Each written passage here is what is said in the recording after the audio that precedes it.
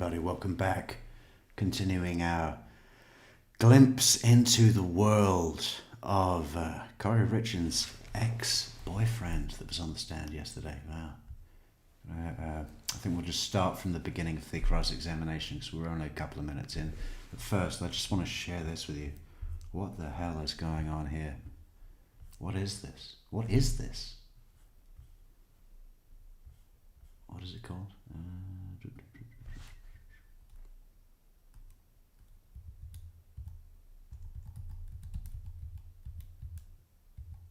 Oh, come on. This one. I didn't really have much time. So I just took yesterday's and changed it. But I've ended up with something that looks like the kind of pamphlet that you would hand to a man that you suspect will need a prostate examination. I should just change the soon and very soon. You know, they're overdue. Come in now. Walk-in appointment. Bend over that thing.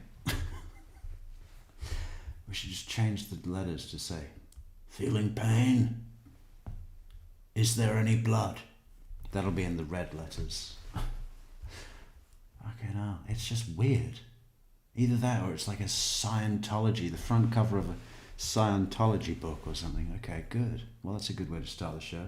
I promise. Tomorrow's thumbnail is going to be amazing. The best you've ever seen from me. Hey, look at this. Good. Thank you, Spacey Dove, and thank you, Suze, for these nice and early and generous super chats there, super stickers, super chats. That's fantastic, guys. Thank you very much. Welcome everybody in chat. Daphne, Spacey, Just Suze, California Avocado, only the very best. Shipped from the southern tip of Mexico. No, it's the other way around. It doesn't matter. We need a video.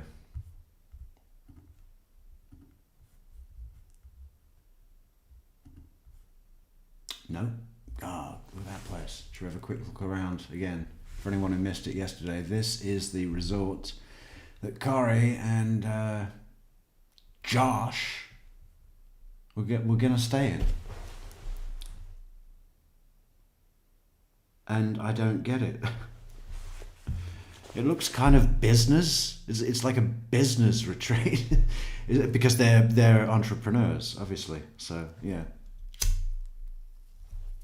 Do you have a business suite? Corey's the kind of person that would do that. Go on vacation and say, do you have a business suite? Because I am a business person. I'm a businesswoman. I own my own business. And I need a business suite because I do a lot of business, even when I'm abroad. Yeah. God. What do you think that we should have a poll on the most embarrassing thing so far for Corey Richins? What is it? Is it the way she treated Josh? Is it the murder? Or the lies? Or the shitty business acumen? Non-existent. I'm just spending money. You see, Corey's view of being a good business person is spending. How's business? Yeah, great. I'm super in debt, so it's going well. I sympathize. Oh. No. Okay. Let's get to the meat and bones, or at least one of them. Was this it? Good.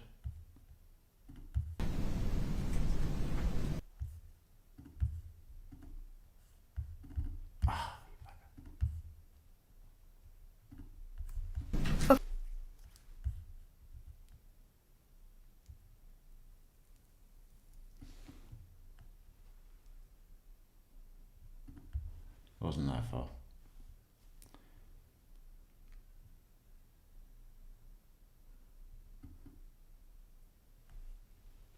there's the text where she said, Eric does not fucking do drugs.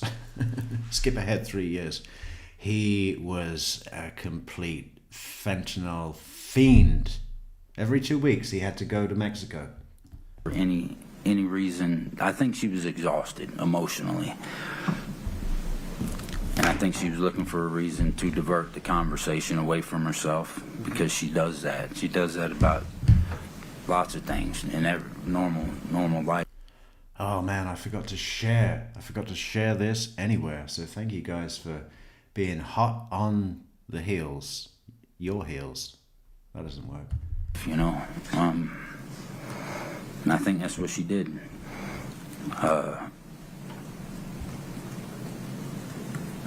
She asked me, go ahead, I'll let you ask, I know. Sure. But did she ask you a question about killing? She did. Ask me if On top of everything else, he's got to go into all of his, war stuff, which, as we know from American Pie, is no laughing matter. Right? It's serious stuff. Yeah. What sir did she ask? She asked if I had ever killed anybody. And was that specific to killed anybody while serving in Iraq? Right. Did you respond? I did. Did she ask if I found out the other day that American Pie was actually filmed in Morocco, not Iraq. follow-up question? Yes. Sir, what was that follow-up question? She asked me how it made me feel or something along those lines. And then I answered. Something along those lines. What else would it be? How did it make you feel?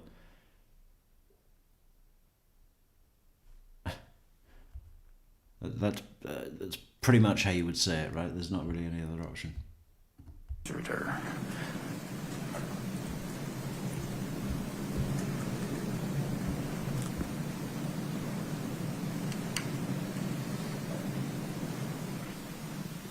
I took it as not out of the normal, though, really.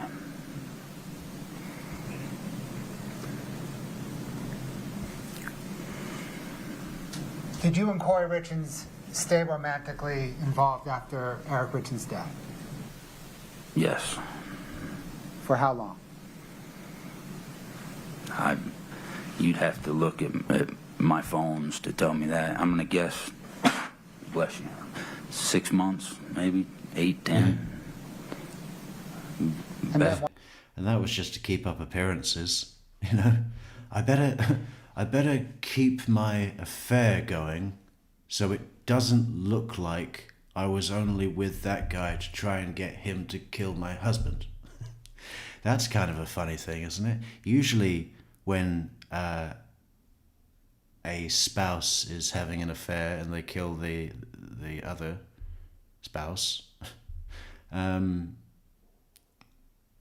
they immediately have distance, right? It's like, where did we see that? We saw that somewhere where it was like, oh, Brian Winchester and Denise Williams had an affair, killed Mike Williams, and completely like, we're not going to be meeting up in the fucking church parking lot to pray and bone. Put that on the little sign outside. Do wonders for the collection plate.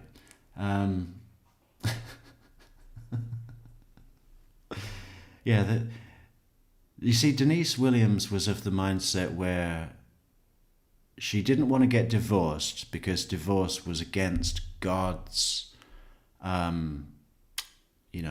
principles. So instead she chose murder. But even then with the murder, right, it was like, okay, well, we don't actually want to, be the instrument of death because we'll go to hell. So what we'll do is we'll all get in a canoe and then we'll make it tip up, but give ourselves an edge to like get out. We'll have a rope prepared or something. in the rapids. So if he does die, it's like, well, obviously that was God's plan. How fucked up can you get? Yeah, but the point is that they had these religious concepts, and where did they go to fuck in secret? The church. Don't you think that's where God is most likely to see? Best guess. And then what happened? I don't know. Just you had a falling out, disagreements. I think.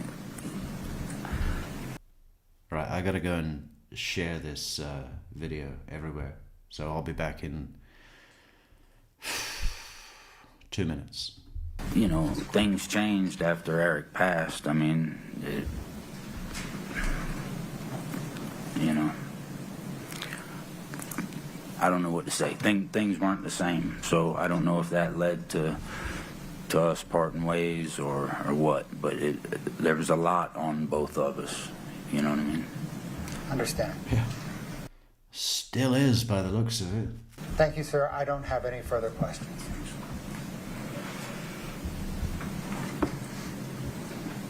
So you get back from Iraq and your brother's like being a major dick, disowning you and going on podcasts to tell people how bad you are. Well, I mean, obviously that wasn't then, but now that's happening.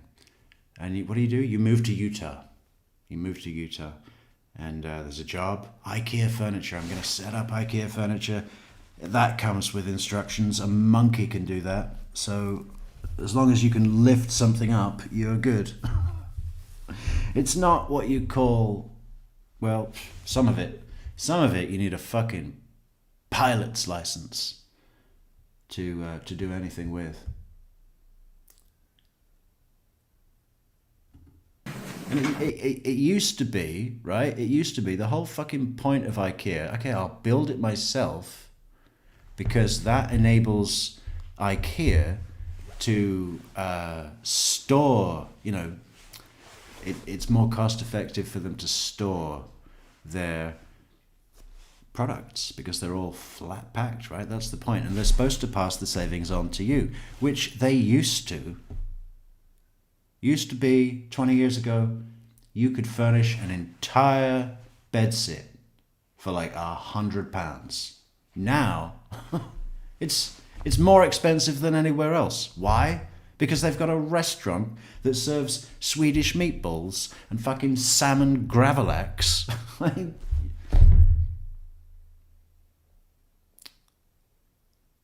It's talk about fucking corner the market, raise the price. No, what is it? How does that work? Or is it the other way around?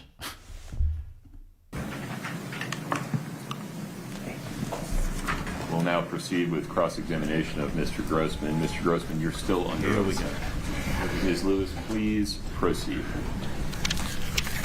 Good afternoon, Mr. Grossman. Good afternoon.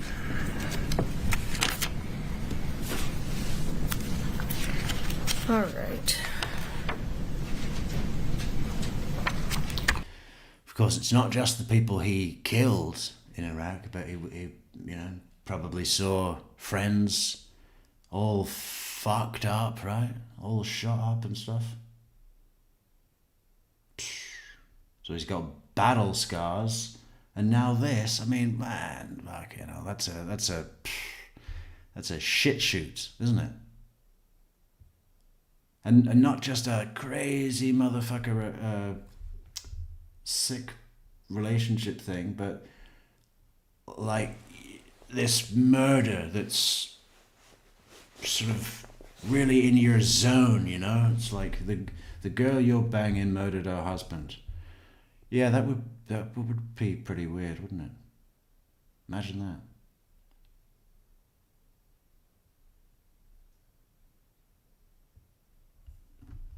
So, Mr. Grossman, you said that you and Ms. Richards met in South Carolina, correct? Yes. And she was flipping a house or more than one house there? One at that time. And she hired you to do some work on it, correct?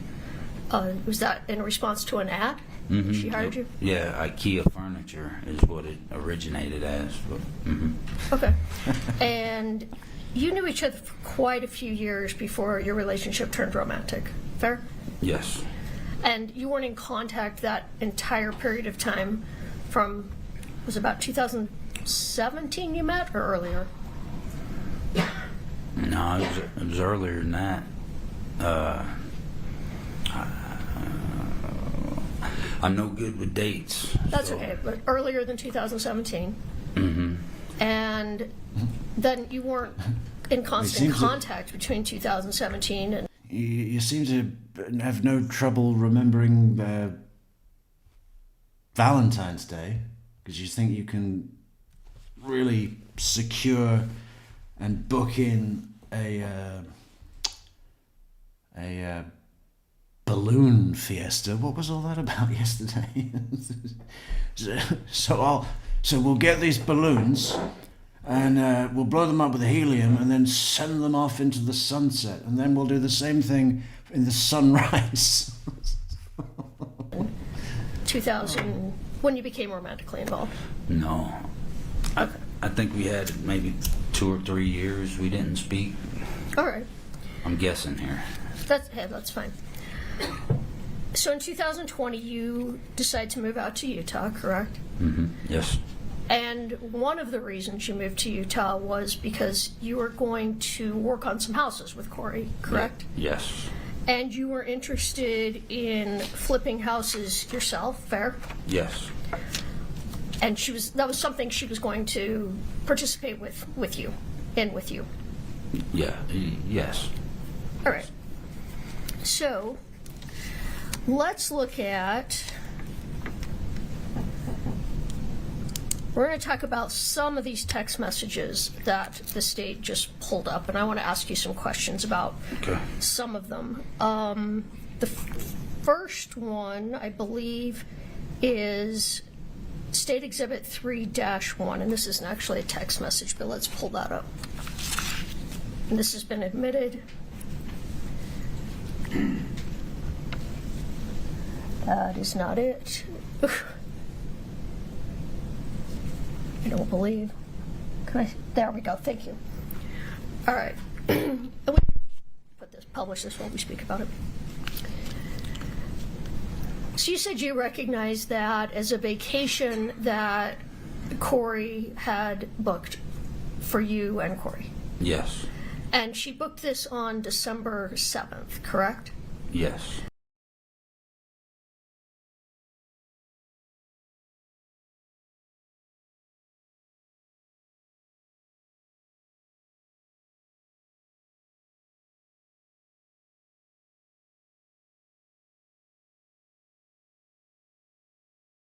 Hey Christina, how are you? Yeah, this is a great link. This is a great link, coffee link. But I would like to say, just for today and tomorrow, if anybody does want to buy a coffee, don't go to PayPal. Why? Because it's instant. And that's all I'll say. PayPal, PayPal, PayPal. And then you said she told you it was a birthday present, correct? Yes. Your birthday was December 9th, correct? Right. And this vacation was scheduled for, do you recall the dates? I know it was April. April 29th of 2022, correct? Yes. All right. Now, you never went on that vacation, true? True. All right. Okay, let's move to. Yeah, I saw the brochure and didn't want to go to a fucking networking event with a load of, who would be going? It'd be like the medical panel for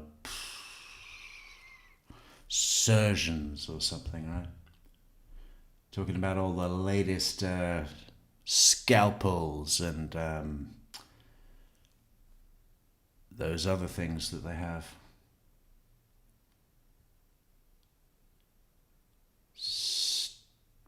What is it? I forget. They have a whole little table. You said well, let me ask you this. You said that you two texted almost daily for a long period of time. Yes. Is that right? Yep. All right. But you and Corey weren't consistently in a relationship between 2020 and 2022. There were times when it was on, times when it was. It was on when Corey said it was on, which was completely up to her and not even with any notice. Was off. Fair? Fair. All right. Let's pull up Yeah, fair. States Exhibit. Matter of fact, right now I wouldn't have even. I wouldn't even call it a relationship. 2-13D. I was used.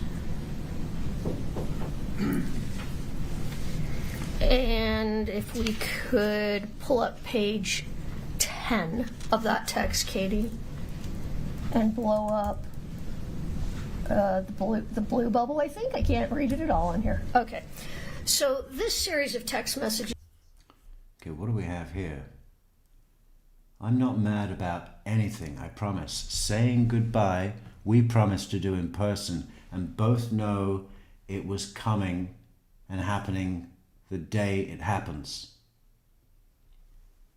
Okay? It's not what I want to do, but it's also not fair for you. In any way possible, because I want you, but can't break up my family. It's all little seeds, right? Okay. Can't break up the family, which means the marriage. But if the husband, I should kill the husband. Some people would do that, wouldn't they? That Gypsy Rose, the guy, oh man, that poor kid just totally didn't get it. Didn't get it. They should have given him a break or something, man. I mean, he got completely smashed.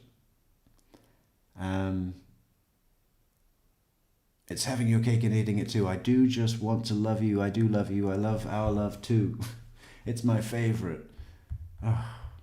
Do I think we could be great together? Yes, of course I do. You're one of my best friends, babe.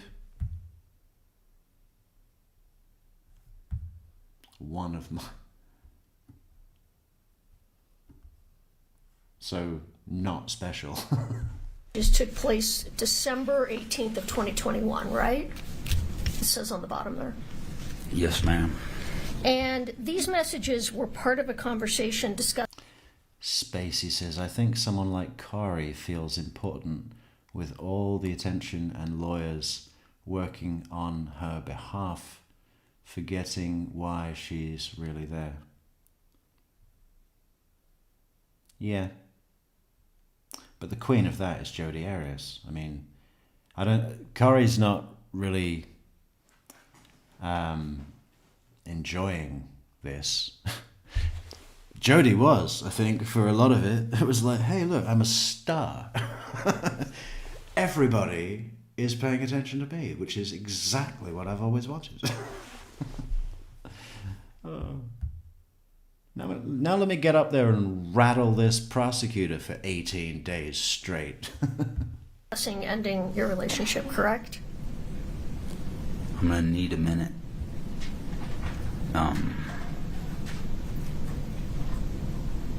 Do you need to look at more than that one text to determine that? Maybe not. I don't know. Is he like, I need a minute because I'm going to burst into tears?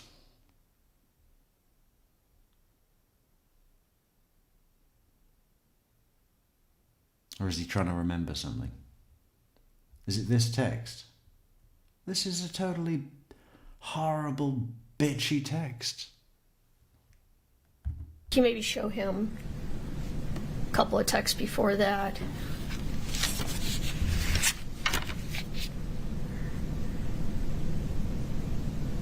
Can you see that, or do you need that blown up? Yeah, if you could zoom in a little bit, that would be good.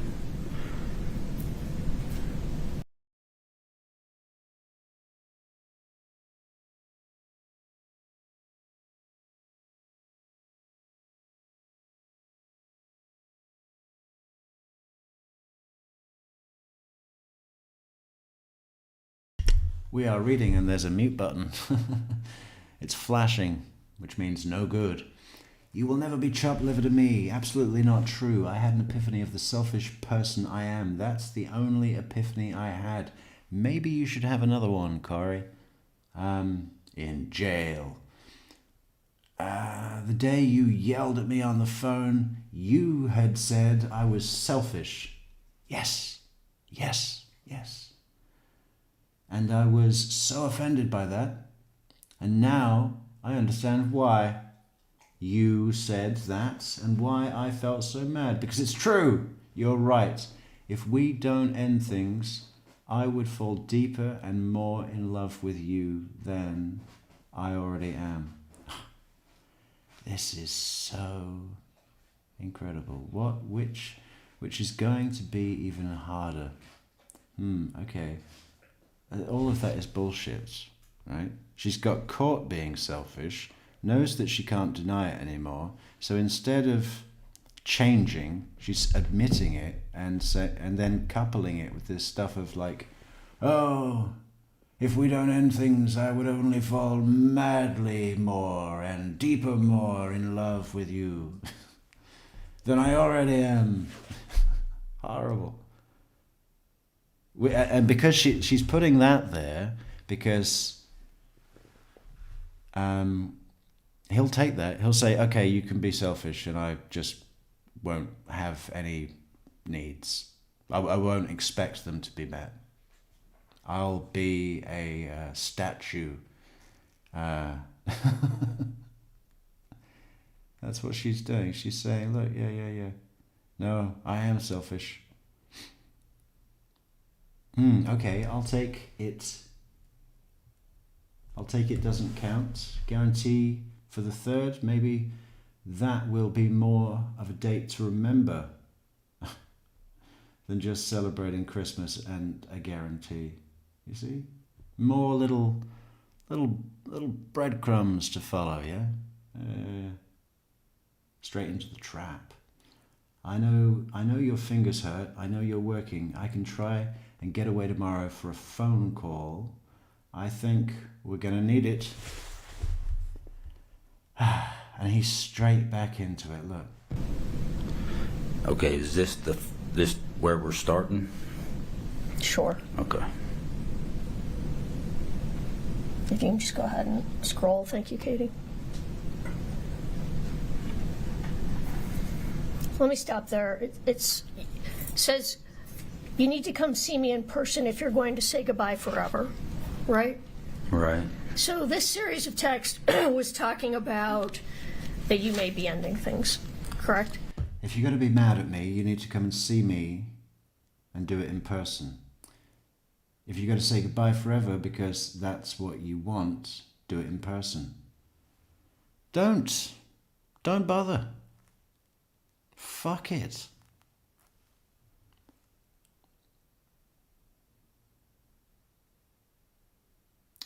Or better yet, just love me. Love me like you have no choice in the matter. I want to be my best for you. I want us to be ourselves for each other. And as she's receiving this text from Josh, do you think she's looking at it and going, oh, he's so understanding. It's amazing how well he gets me, or whatever. No, nothing.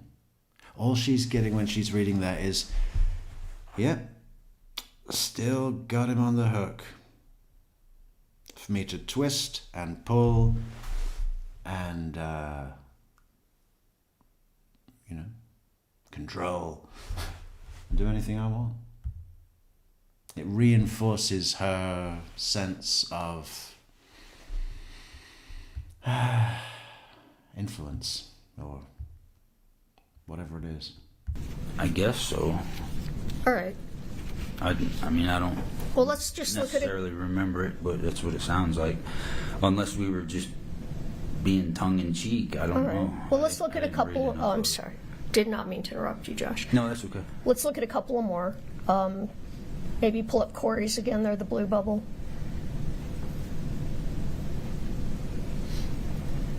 And she says that she's not mad, but you did promise to say goodbye in person. Okay. It's not what I want to do, but it's not fair to... Yeah, I'm tracking now. Okay. That sounds like...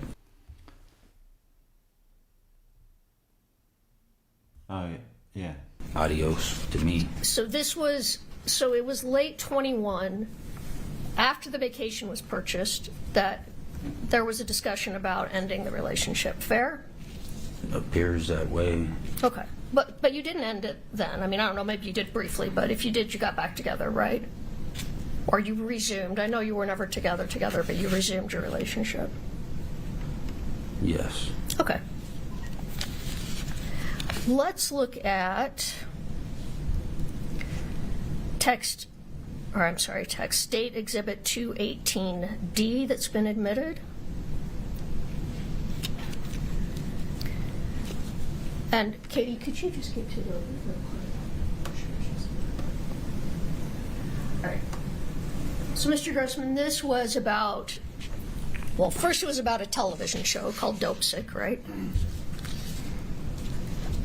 We talked about that on your direct. Well, you and Mr. Bloodworth talked about that. Mr. Grossman, my apologies. We need words, yes or no. Okay. I can't see it. Can you zoom in a little bit for me? Go ahead. Please. And while Katie's doing that, and you take a look, Okay. yes, she's starting a new TV show, Dope Sick, correct? Correct. All right. And she's asking, Yeah, that's why I started asking you if you knew anything about how to get some serious drugs. No, I was just curious because of this show. Yep, just wondering. Just wondering. you questions about if you have taken drugs, right? Yes. And you kind of go back and forth. Yes. And at one point, she tells you, and Katie will pull up the text, you can see it,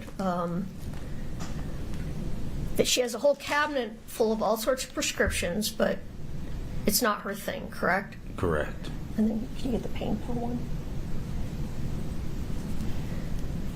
And then Michelle. she also tells you, How you doing?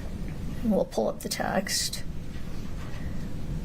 that when she had her last child, that she had a bunch of pain pills and they were still in the cupboard. She just hadn't even taken them, correct? Yes. Okay. But you guys talk back and forth about drug use, and is it fair to say, and it's just a yes or no question, that you have on and off used illicit drugs? Fair? Fair. All right. Okay, let's move to State Exhibit 227D. And pull that up so Mr. Grossman can see the date.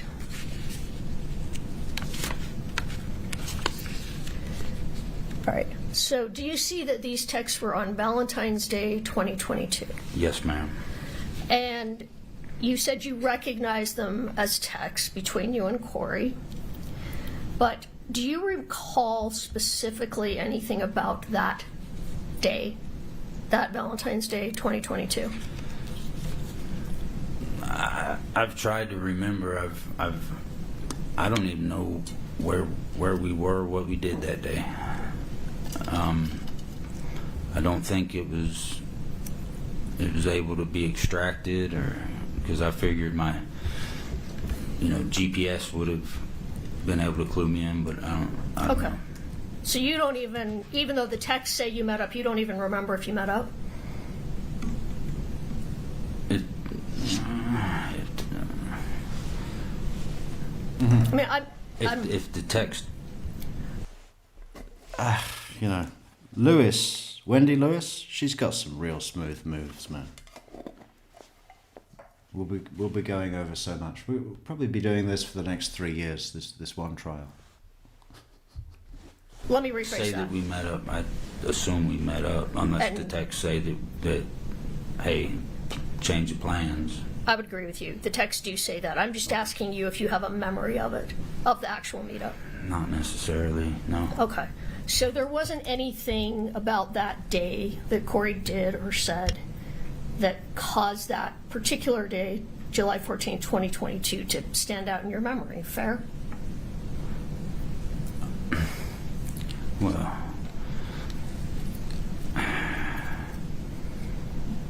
no, I can't remember where we were, and that's not a, That's fair. you know. It's a while ago. Okay. And it's not that nothing memorable occurred that day. I just don't remember, man. Okay, that's fair. Let's look at State's Exhibit 229.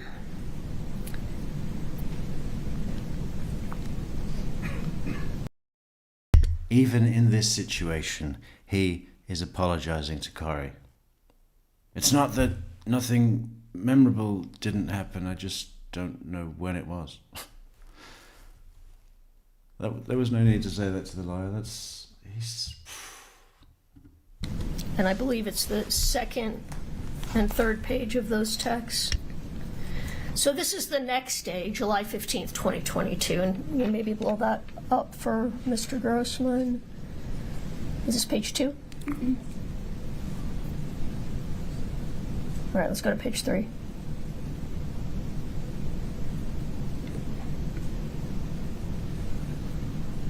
Yes, if we could blow those up. Okay, so this is where you tell Ms. Richens, I am in love with you. Yes. And go ahead, let's keep going.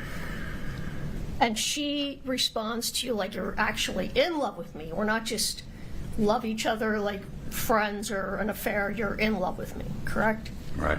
And that was February 15th of 2022. Yes. All right. Let me take that down.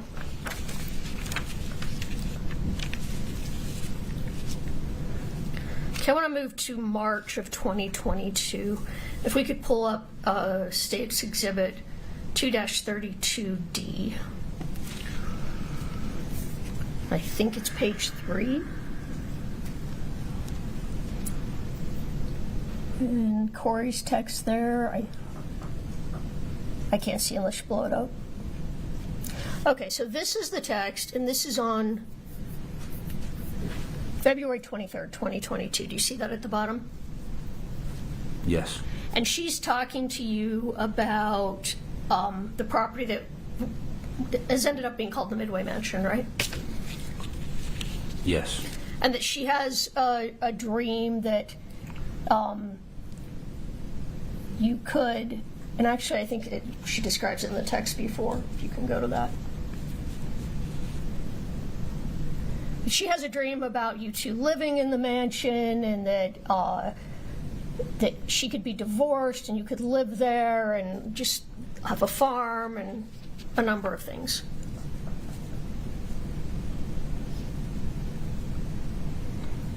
Yes. Okay. And then if we can go back to the other one. But then she tells you this isn't possible, it's just fun to dream about, right? What you just highlighted, yes, ma'am. Yeah. So, Mr. Grossman, would it be fair to say that the talk about a future together between you and Corey was really more a fantasy than a realistic expectation? My opinion? You want my opinion on it? Sure. I'd say yeah. Yeah.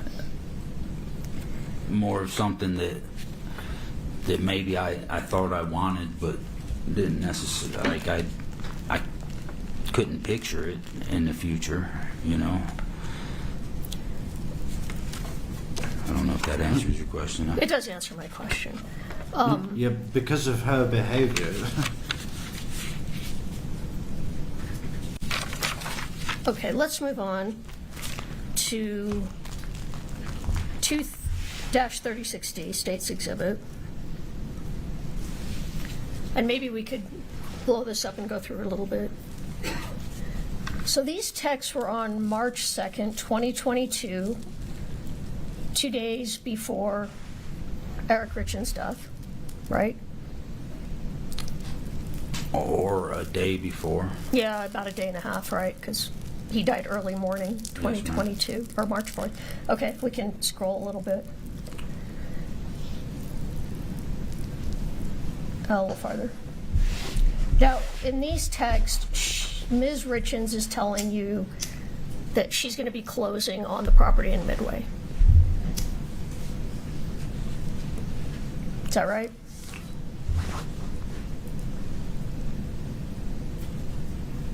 I don't know. I'm gonna have to see that bottom one. Yes. Okay. And this is the biggest deal that she's closed on, correct? Correct. Is it fair to say she was very excited about this property? Yes. And she says that she wants to get together with you on Friday to celebrate Hey, this Allison. closing, right? Right. Hamster.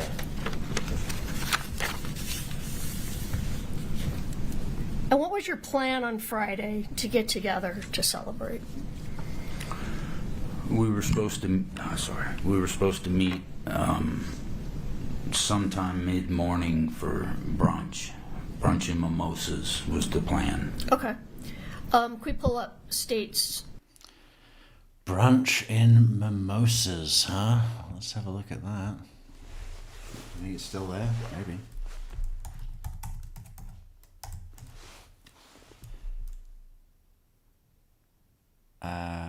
What's the town called? It's Summit County. What's the town? It's got a weird Utah name. Let's go to the county.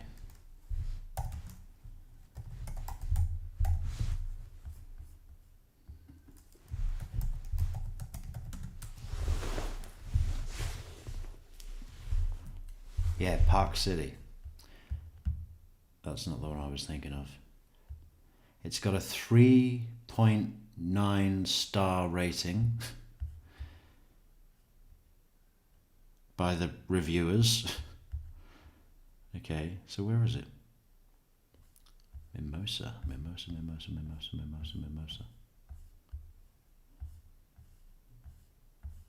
Maybe it is shut down.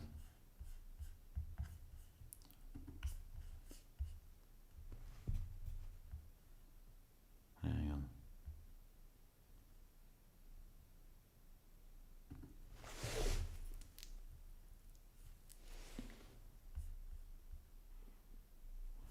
I think it might be closed. 238-D. So this is again March 2nd, 2022 in the evening, right? Yes. And Corey implies that you're sad or having a difficult day, correct? Yes. Do you remember why you were sad? If you don't, that's fine, but if you do. I don't. Okay, No, ma'am. that's fine. And This is not as professional as something you would send me, but it's all I got. I'm sorry you're having such a bad, sad day. I know you miss Panda, and work isn't going as you want. God, that's just rubbing salt in the wounds, isn't it? I know you're sad because you miss Panda, and your job is really sucking right now, and your hands hurt because you're not allowed to wear gloves and it's cold. To me, you're worth millions a year. I'm honored to be your friend, best friend, actually, lover, go-to, life. Is going to be different. I promise you're one hell of a patient person. I hate your hard days. I wish I could be there to turn them around for you. Can I try Friday? Give me a few days. Hang in there until then, please. And she tells you to just give her a few days and hang in there until Friday.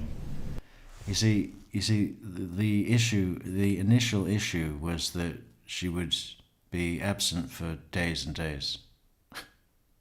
And now she's saying, okay, could you give me a few days? Correct? And because she's put it around, I wish I could be there to turn them around for you, ... And can I try Friday? That'll be enough for him, won't it? Yes. Do you... Boundaries. You have to define your boundaries and stick to them. Well, let me ask you this. When she told you to hang in there till Friday, was that because she was planning on meeting you for brunch on Friday? Objection, Your Honor. Do you know why? Hold on. Are you referring to the Friday or to the last question? Your Honor, the question that essentially asked what Corey Richards was thinking by Friday. I can rephrase it. It's Please fine. do. Sustain. Thank you. Okay. Why was she telling you to hang in there till Friday? What was going to happen on Friday? All the, Objection, Your Honor. Same thing. Sustained just a speculation as to why Ms. Richens was waiting. The question regarding what he recalls was going to happen on Friday is permissible. If you'd answer that, sir. the only thing I knew about Friday was brunch and mimosas. So, Okay. and the closing on the house. She was getting the keys that day. So that was a big day. Right.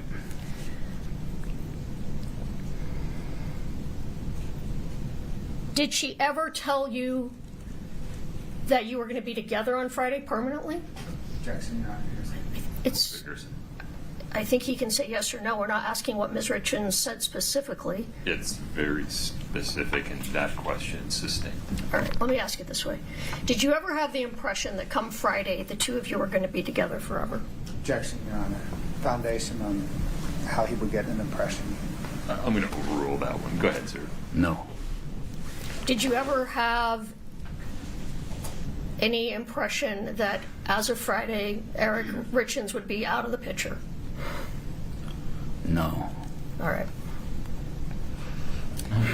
And then let's go to 239D1. So this is Friday, March 4th, the day you were supposed to meet for brunch, right? The beginning might be March 3rd, if I can see that. Yeah, I'm just seeing 3-3. Okay, let's scroll down. Yes, that's called a date, Josh, okay? 3-3. March is the third month, and the 3 represents the third day of the third month. Okay, we can stop right there. When you say it's official now, are you talking about the property or are you talking about something else? The Midway Mansion? Well, let's answer that ourselves. When you say it's official now, are you talking about the property or are you... Property or something else. So it's official now. I thought it already was. What do you think Ronnie is going to do?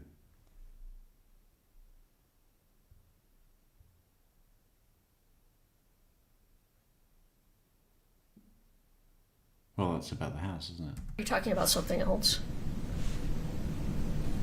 The Midway Mansion? Or do you remember? What was the text previous, please? It was from you. It just says, I hope I get to see it. Do you know if you were referring to the mansion? That's what it sounds like. Okay. You'd have to go up another text. Yeah. Well, let's keep going. That's fine. I mean, if you don't remember for sure, I get that. Let's keep going. We can see that. Okay, maybe this helps put it in context because her response is the possibility. The possibilities are so endless with that place. It would be a piece of cake to cover the mortgage.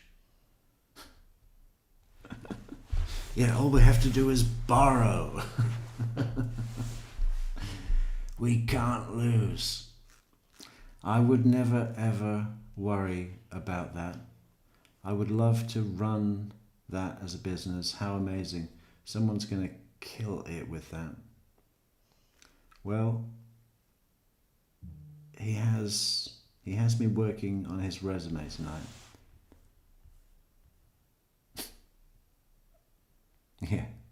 Yeah. Sure. Gonna be working on the resume all night long. These are so endless with that place. And I would run to love it as a business. I skipped a little, but that's the gist. Right. Does that help you recall? Were you talking about the Midway Mansion on March 3rd of 2022? If that text is directly following the ones in front of it, then yeah. Okay. But then March 4th comes about, and this, we can skip down to this, skip this. And you two are supposed to meet for brunch, correct? Yes. But Corey doesn't show up. Right. And you text her to see what's happening Yes. and why she isn't there. Yes. It's not like her to not show up? It's not like her to be a minute late. Okay. Really? And That surprises me a great deal. Oh, what do we have here? What is this? Hey babe, how are you feeling today? I'm proud of you. Hey, what's going on with you? You good? that's when you find out that Eric Richens had passed away that early morning. So I thought it was,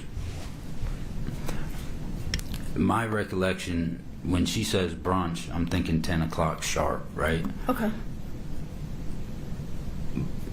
And I thought that I texted her because I could just sense, I could feel something was wrong because she was late. I hadn't heard anything from her. So I texted her, is everything okay? And she responded, that's when she told me. But, I thought it was, how do I say it? I thought all that would have happened prior to noon at least. But, can I say? Yeah, go ahead. But I was shown texts that say that it happened at 2 o'clock. But I thought it happened earlier. So your question was that morning. I don't know if it was that morning. I thought it was that morning, but I've seen texts that say 2 p.m. So All right. So your recollection is different time-wise as to what shows on these texts. I think so. At one point in time, I asked for some texts of mine and hers so I could review them. You asked who for some texts? I was in a meeting. Miss Margaret provided them with me. And by Ms. Margaret, do you mean the county attorney, Ms. Margaret Olson? Yes, ma'am. Okay. Miss Margaret. But all I got was the month of March, but it was like that. So What do you mean when you say it was like that? It was thick. There were a lot of text messages that month. So I'm not faulting her for stopping there, but Let me just, I just want to make the record clear.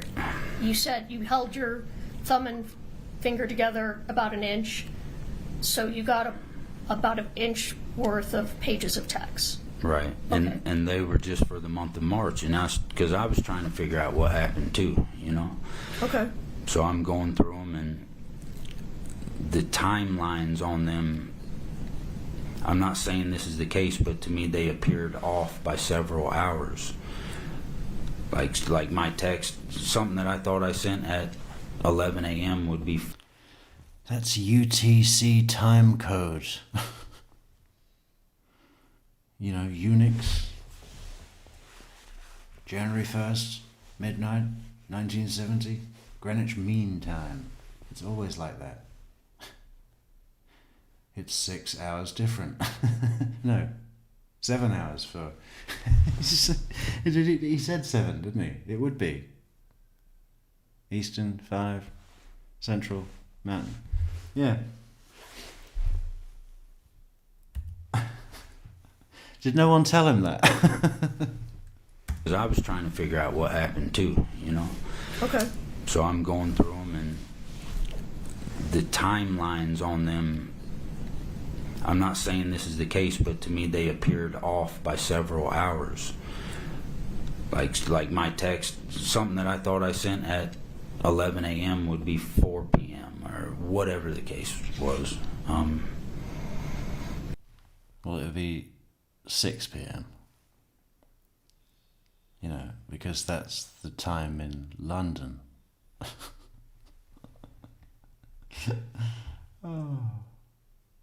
So and then I don't know if that was corrected, if I was doing bad math because of the time zones, or so I don't know. Time-wise, I don't know. Some of it doesn't necessarily coincide with my memory.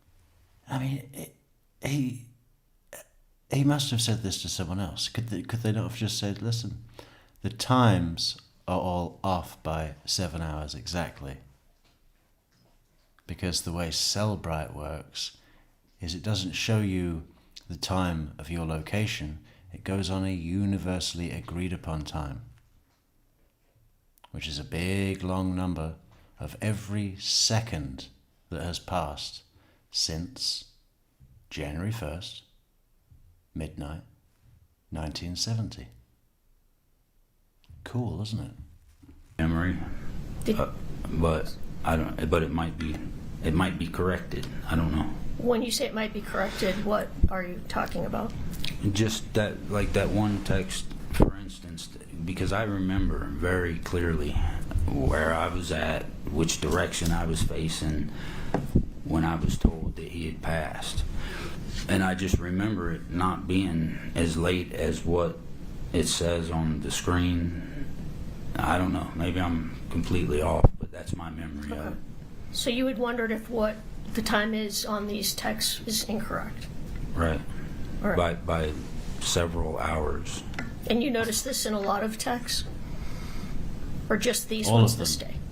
No, I think it was consistent amongst everything I looked at. What was consistent at the time? Is the defense attorney not allowed to tell him this? Was off?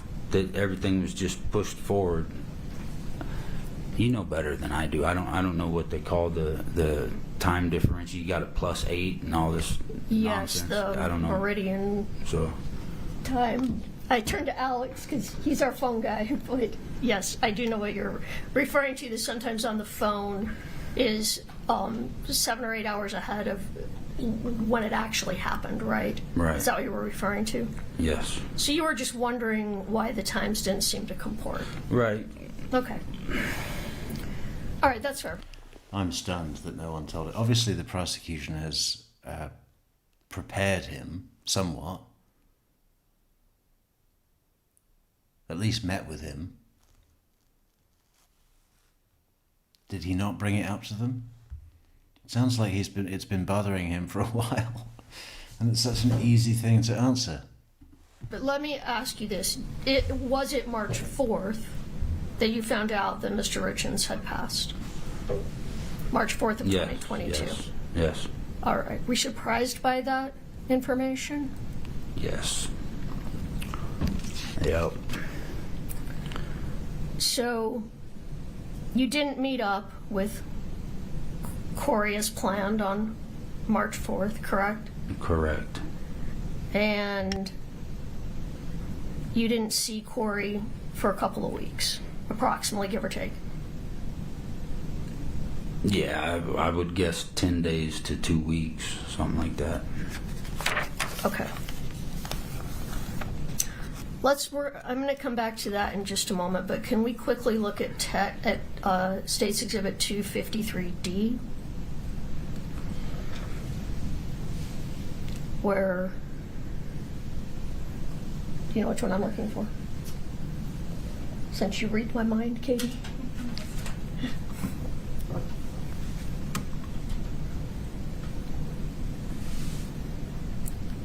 Okay, this is when Ms. Richens tells you that she found out that Eric died of a fentanyl overdose, right?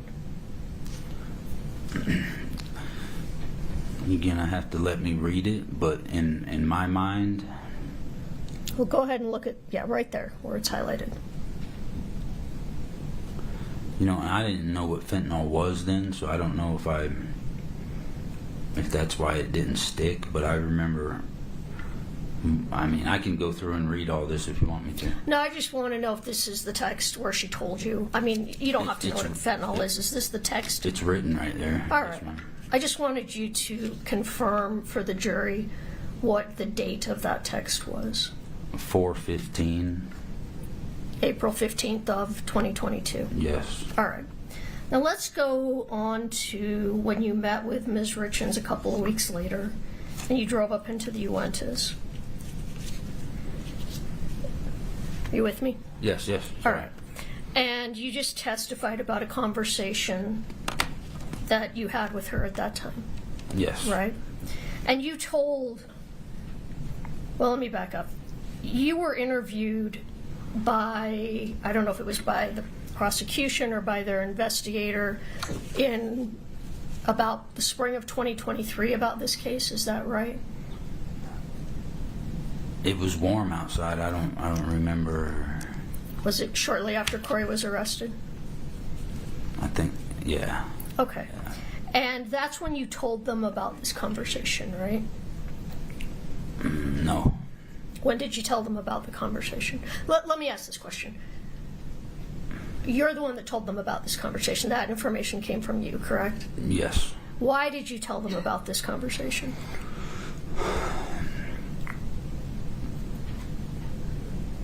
Because I was trying to figure out what happened. And, oh man. So, never for a moment did I have a clue, a hint, not a fleeting thought that something intentionally might have happened to him, right? Right. Let alone from her. So, you know, I think we'd gone a year without speaking at that point, and I don't know if I turned on the truck radio and I heard she wrote a book and wasn't surprised, but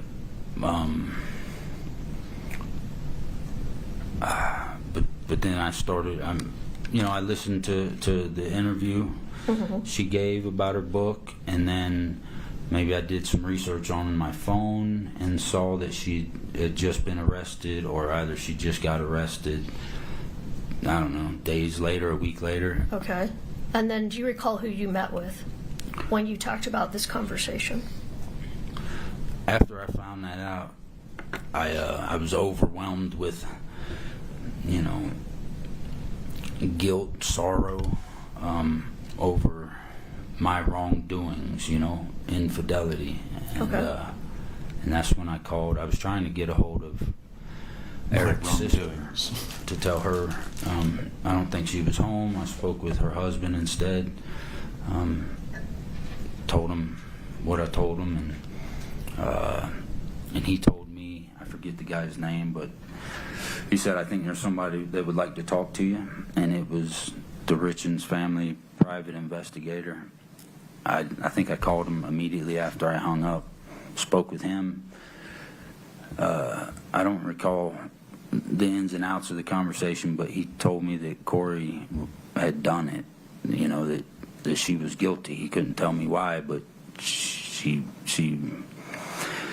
and that changed everything for me. I was blown away, and then I'm like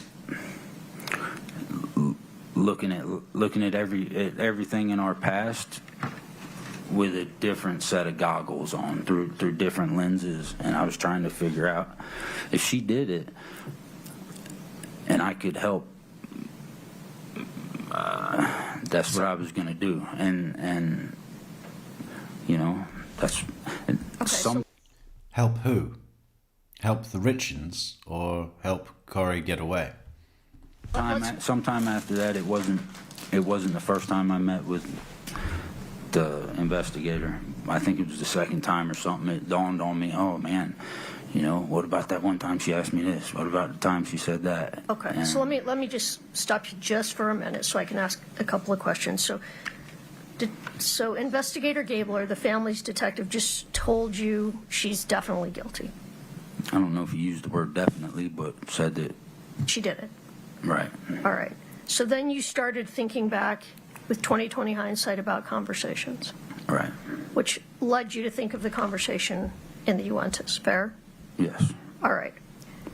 Today, sitting here, when you think back on that conversation, does that conversation seem like it was a strange conversation to you?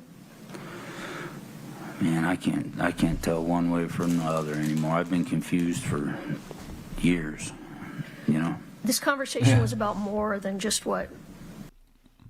In fact, long before I ever met Corey. You did in Iraq, right? Yeah. This conversation, was it about just life and death in general?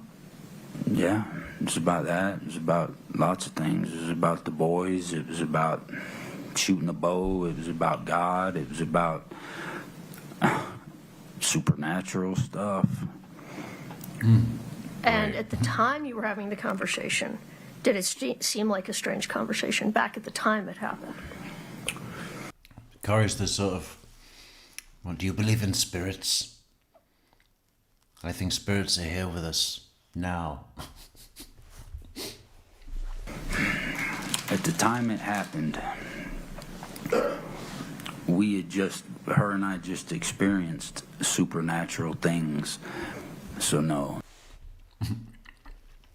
Listen, a blowjob, I don't care how good it is.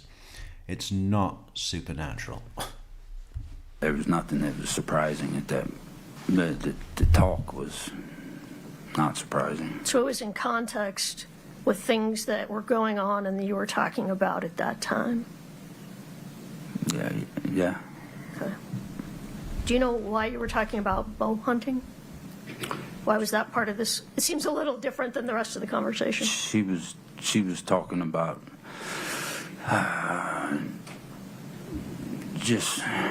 she was talking good things about Eric and how phenomenal of a man. And I don't know. And she mentioned it, how good her boys were, or I can't remember. One of them can, one of them can't. At that time. Bow hunt? Well, I don't know. It was one of them was shooting a bow, one of them wasn't. Oh, okay. I don't remember. But so she wanted to learn to shoot a bow. Is that what that was about? she did. She told me that. Okay. Or she already knew how. I don't remember.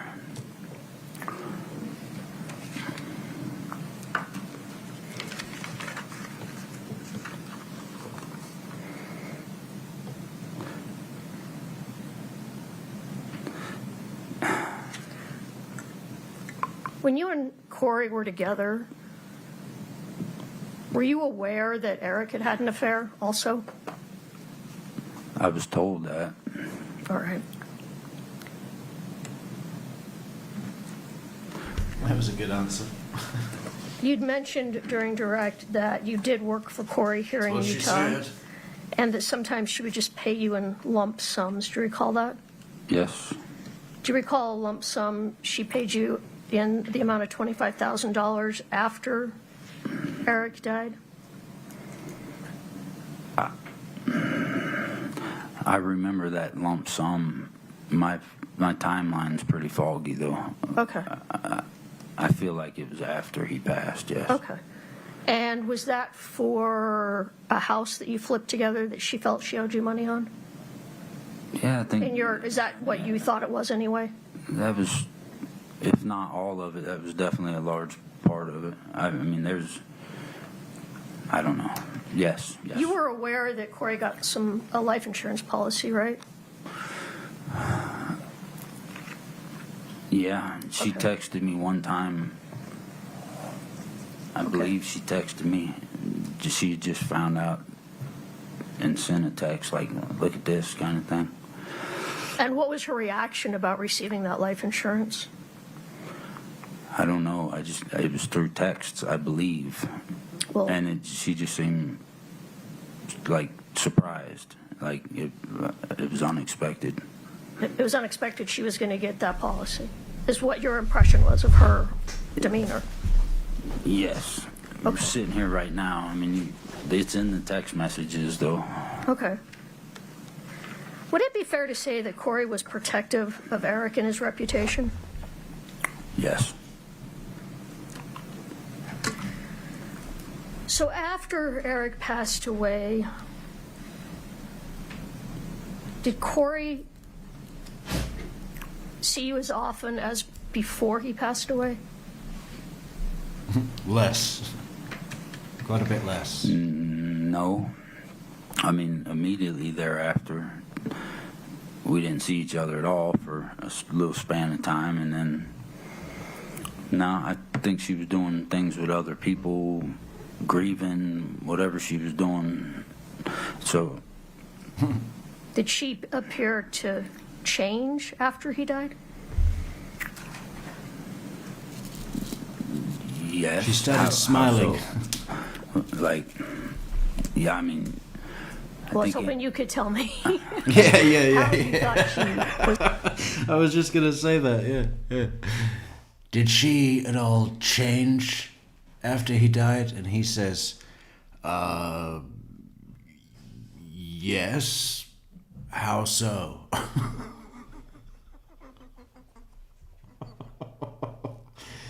Oh. Wow. Pretty incredible. Is it unique?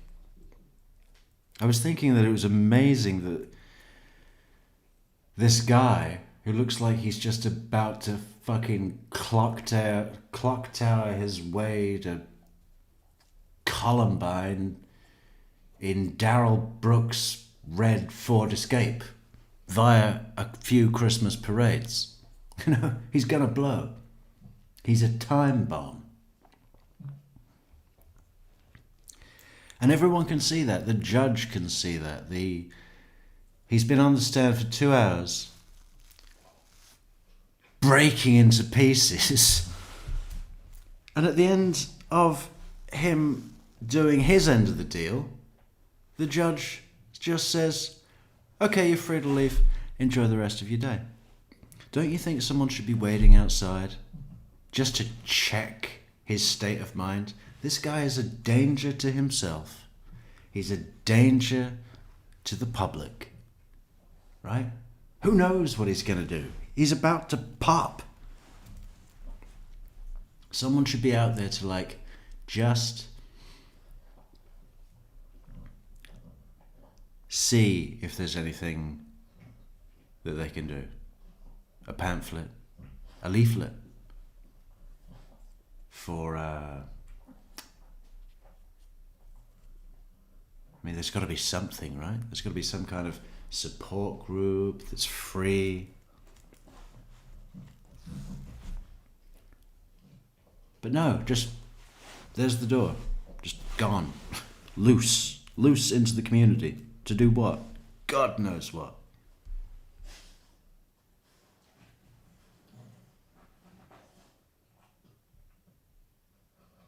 I mean, if he did go and run down a Christmas parade, and it could have been stopped, it could have been prevented from just the fucking court. It's the courthouse. The courthouse is concerned and invested in protecting the public. That's pretty much its function, right? To uphold the law and for the purposes of the safety and security of everybody, really, right? The public. It really wouldn't take much. It really wouldn't take much to just have someone at the door and say, hey, how you doing? Are you okay? I know that was pretty tough. Listen, if you need anything, there's, if you need this or that, or if you want to just come and have a place to be,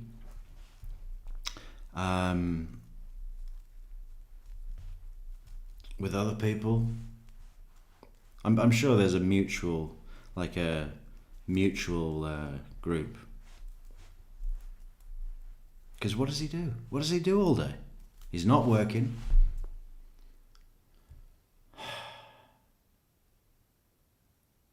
Must be something we could do. Was different after his death. I mean, I think we should bring him on the show. Christina, go and get a hold of this guy. You're good with phones and buttons and dialing. I bet you can even do that thing where you don't even need a hand. You just hold the phone to your face with your shoulder. People were so great at that in the 80s, weren't they? Like phones even had that thing on top of it to rest on your shoulder. How brilliant. Why don't they have that for cell phones? Matter of fact, why are we carrying phones anyway? I mean, you know, we used to just leave them at home and now we take them with us. I mean, that seems like a step backwards, doesn't it? Imagine having to take your TV with you. I mean, granted, it doesn't fit in your pocket, but some phones don't fit in your pocket, right? They're too big.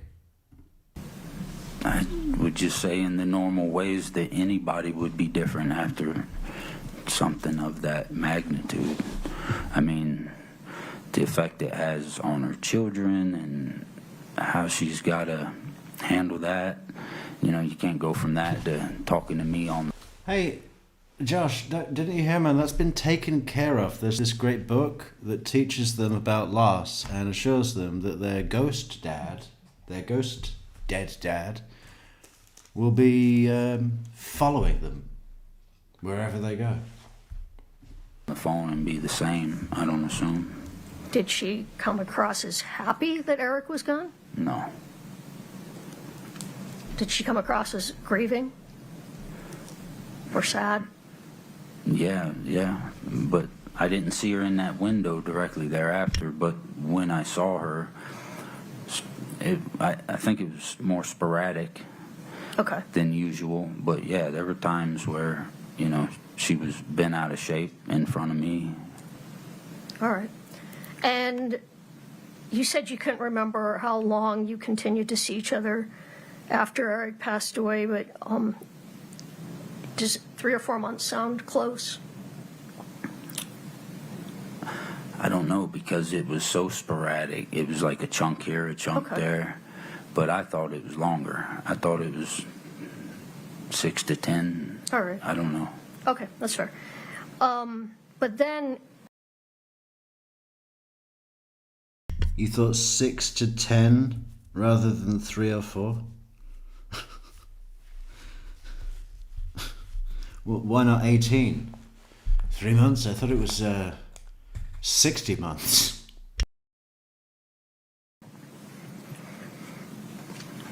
Corey ended the relationship, correct? Right. And you, what was your feeling about ending the relationship? I mean, were you sad? Yeah. Did Corey, though, appear to have made up her mind? It was just done?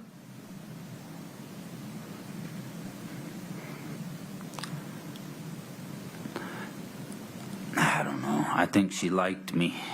So whether, I mean, yeah, it appeared as though it's done, but who knows? It was done, right? Yeah, it was ultimately.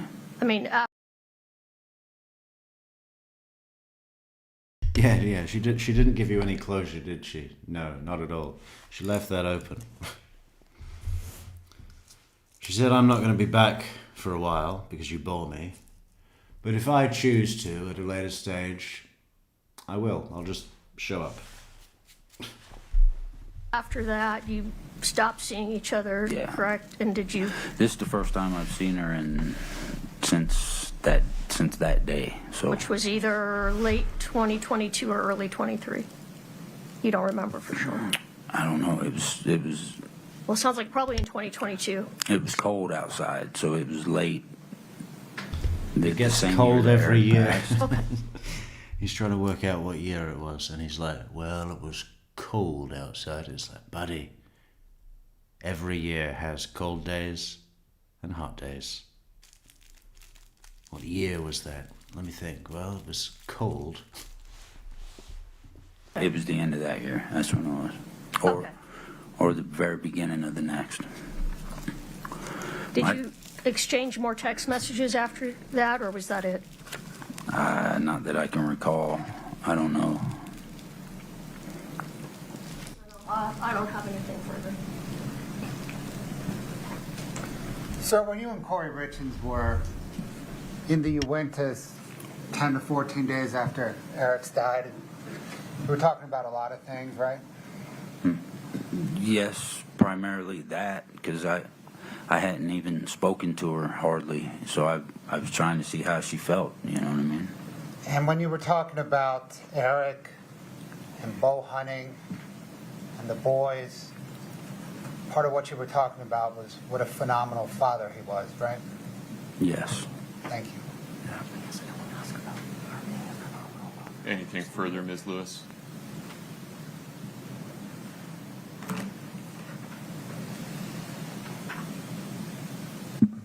Phenomenal father, yeah. Please listen to Ms. Sorry, Lewis. I'm sorry. It's okay.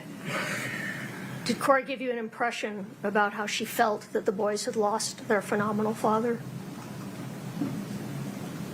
Objection, Your Honor, hearsay. Sustained. Anything further, Ms. Lewis? Could we approach? Sure. Was anything else for Mr. Grossman? No, Your Honor.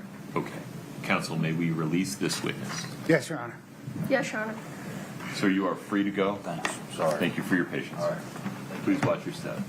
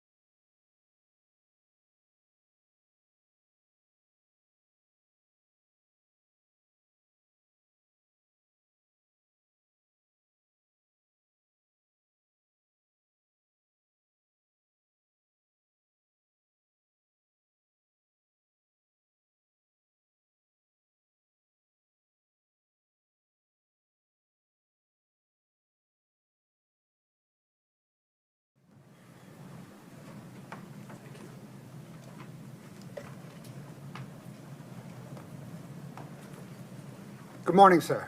Good morning. May I ask you, sit wherever you're comfortable. It's easier to move the mic than it is the chair, candidly, so. I kind of noticed that. Okay, go ahead. What, sir, is your name? Eugene F. Richens. And do you spell your last name R-I-C-H-I-N-S? Yes, I do. Did you know Eric Richens? Yes. How did you know him? Eric is my son. Scott, can I get 842 Romeo?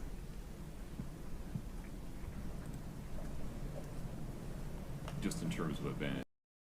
Is Kari going into rescue pose now? Is she? Because she really does look at Jean on the stand.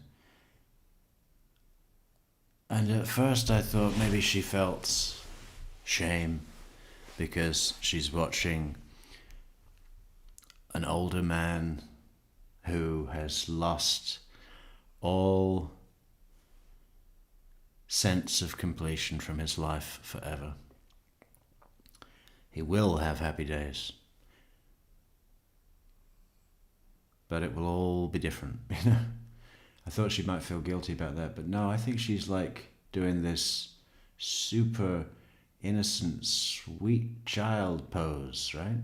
Rescue me, Daddy. You don't want to send me to jail, Daddy.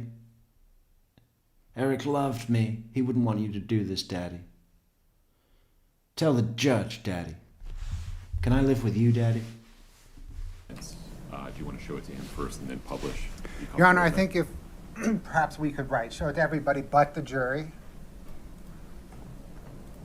Done. Sir, do you recognize this photograph? Yes, I do. Who does it depict? This is my son. Is it an accurate depiction of him? It is. Your Honor, the state moves to admit 842R. No objection. 842R is admitted. Can the court please publish it? There we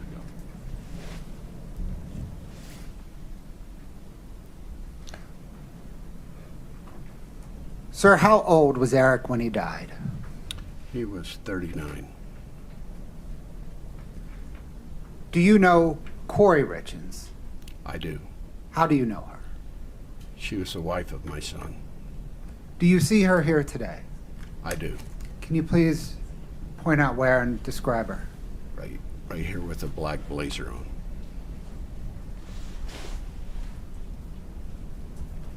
Did you raise Eric? I did. And my wife also. Both of us did. What, sir, was your wife's name? Linda Carter Richens. Were you actively involved with him as a child? I was, very much so. How so? Well, as I was raised and as I tried to raise my children as family's number one, so we did everything together as a family. Education was extremely important for us as a family, as was a strong work ethic, as was religion. So those were kind of my top priorities of how we raised our children. And in raising your children, especially Eric, what kind of activities did you engage in?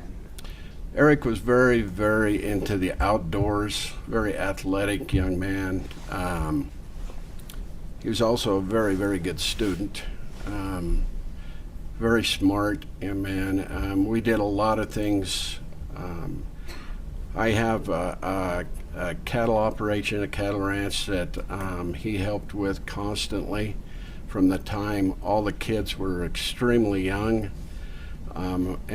In my opinion, that's what gave him the work ethic of what they have right now to be successful. Were you also involved in his life as an adult? I was. How often would you see him? See him or talk to him?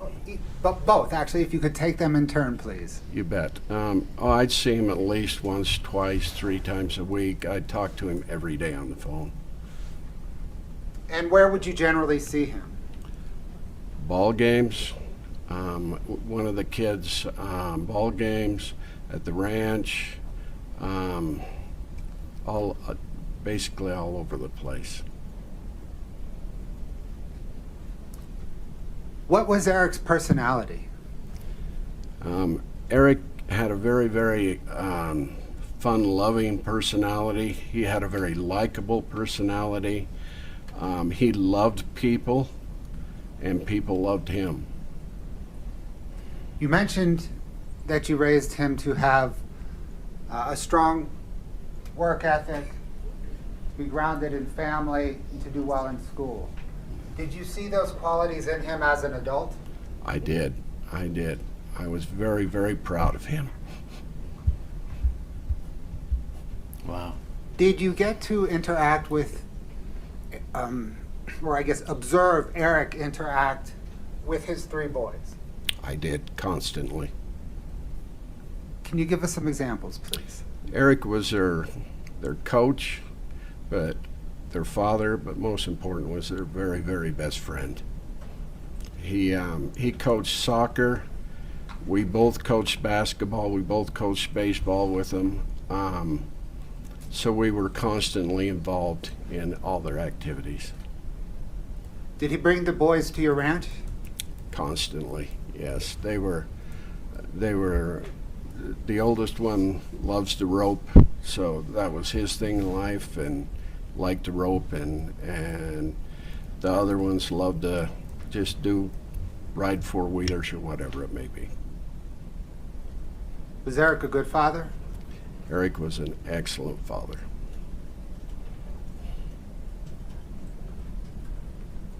Were you and Eric working on any future plans together when he died? We were. we were going to buy a cabin together up in the Uintas. And then, you know, believe it or not, I'm getting older, and I would like to retire someday from ranching, and I'm trying to put it into him and his other siblings' laps.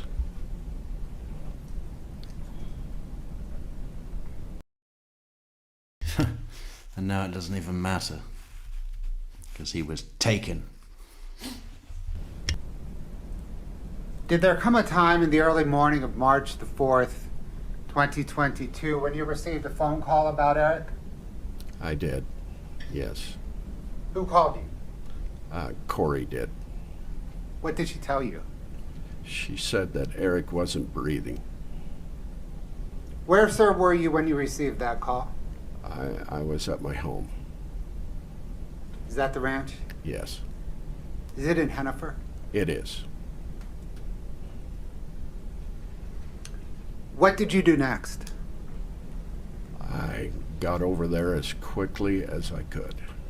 And by over there, do you mean Eric's house? I did, yes. And is that in Camas, Summit County, Yes, Francis. Mhm. Francis? Do you recall about what time you arrived at Eric's house? I would say that 4:15, 4:30, right through that. Who was there when you arrived? My daughter Katie was there. Corey was there. The first responders were there.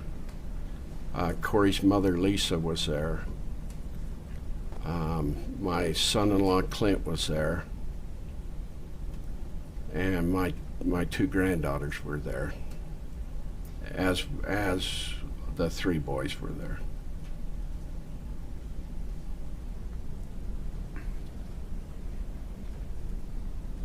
About how long were you there that morning? Oh, approximately to 10:30, I believe. During that morning, what, if anything, did Corey Richards say to you?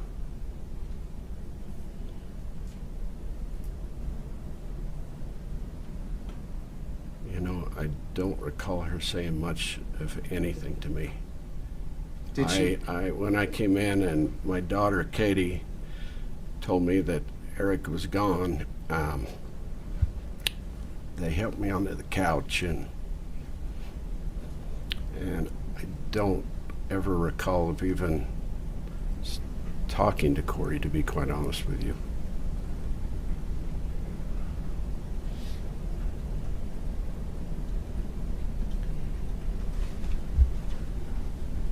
Did there come a time later when Corey Richards told you what caused Eric's death? There was. I can't tell you the exact date, but it was between Eric's funeral and when the medical examiner had declared what he had passed away of.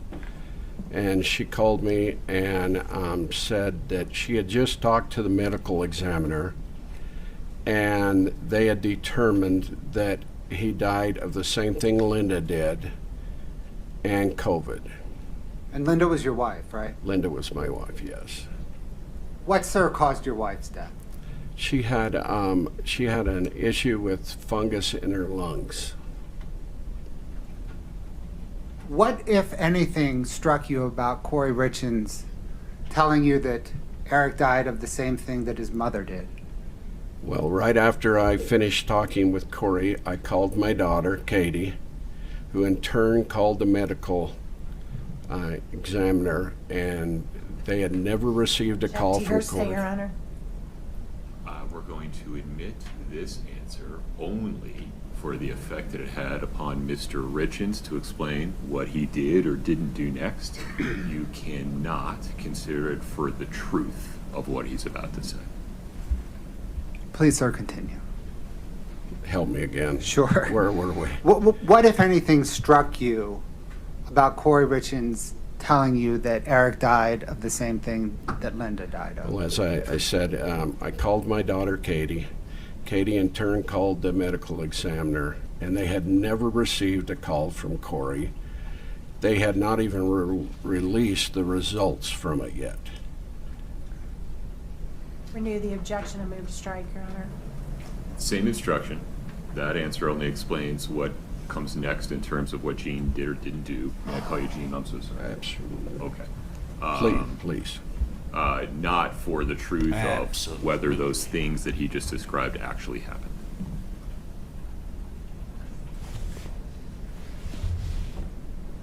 Sir, were you with your wife as she was battling the lung fungus? I was. Did Eric Richens suffer from the same symptoms that your wife did? No, not at all.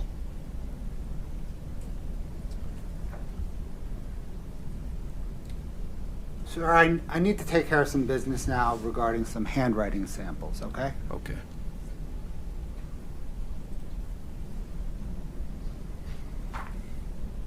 Your Honor, may I approach the witness? Yes. It's the collection samples.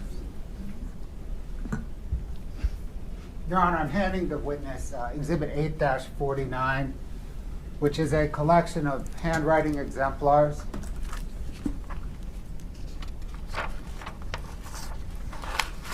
Mr. Richens, can you please turn to tab 14?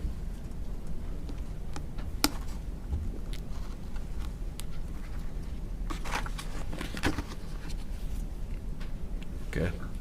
Sir, do you recognize the documents at tab 14? I do. Are they labeled K14? Yes.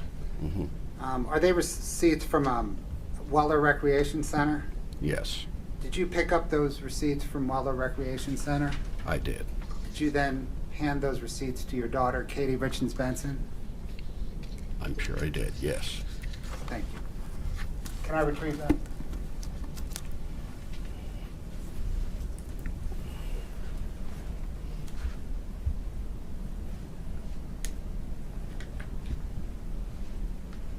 Sir, I don't have any additional questions at this time, but the defense may, okay?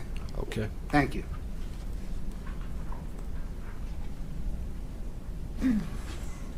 Ms. Nestor, please proceed. Sir, we're very sorry for your loss, and we have no questions for you at this time. Thank you. Gene, you can step down. Do you mind taking that glass of water with you? Might need. But we do want to make ourselves look considerate in front of the jury. So we're going to stand up and we're going to apologise for your loss. And we're going to say we have no questions for you at this time. Another one. Fair enough.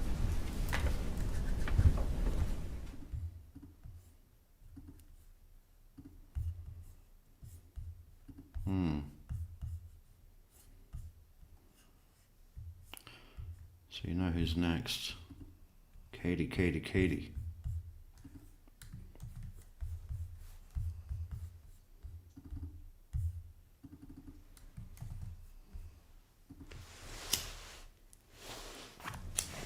Feel free to move that chair wherever you're comfortable. You can also move the mic. Okay, There you go. perfect. Thank you. Thank you. Mr. Bloodworth, please proceed. Thank you, Your Honor. Good morning, ma'am. Good morning. What is your name? Katie Richens Benson. And is your last name spelled Richins-Benson? You got it. Okay. I'm going to stand here because I would like you to address the jury. And I'm hoping that if I stand close to the jury, if you mistakenly shift to me, you're still addressing them. Do you know Eric Richens? Yes, he was my brother. Did you grow up with him? Yes, yes. We were only 2 years apart, so we were inseparable. What was your relationship like as you grew up together? So we did everything together. We went to school together. We worked on a ranch. So we have a family ranch that's been passed down for generations. We worked on the ranch together. We fished. We hiked. We did everything together. How has that relationship continued into adulthood? So my brother and I were very close. We talked constantly. We spent holidays together. We had our families together, so our kids are very close in age. We did lots of activities with our kids together. Like I said, we had them on the ranch all the time together. Talked on the phone almost daily.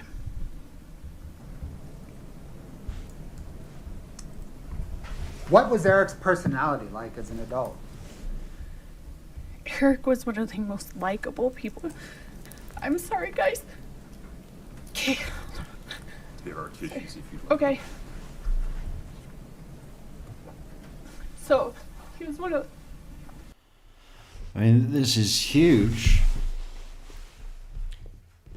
And I'm not trying to say that she's acting, but it is certainly a benefit for her to do that in front of the jury, don't you think? Doesn't that sway sympathy that's not supposed to happen? Sorry, I'm trying so hard not to cry. He was one of the most likable people you've ever met.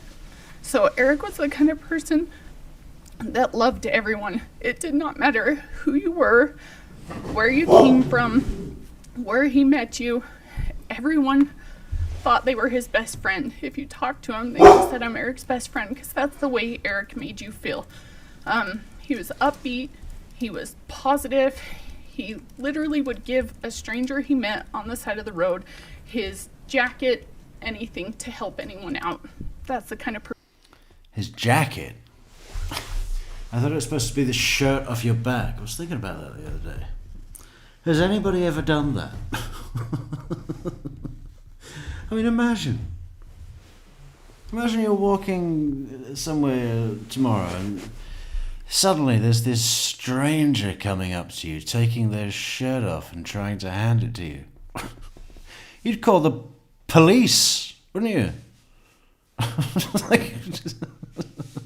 He would give a stranger the shirt off his back.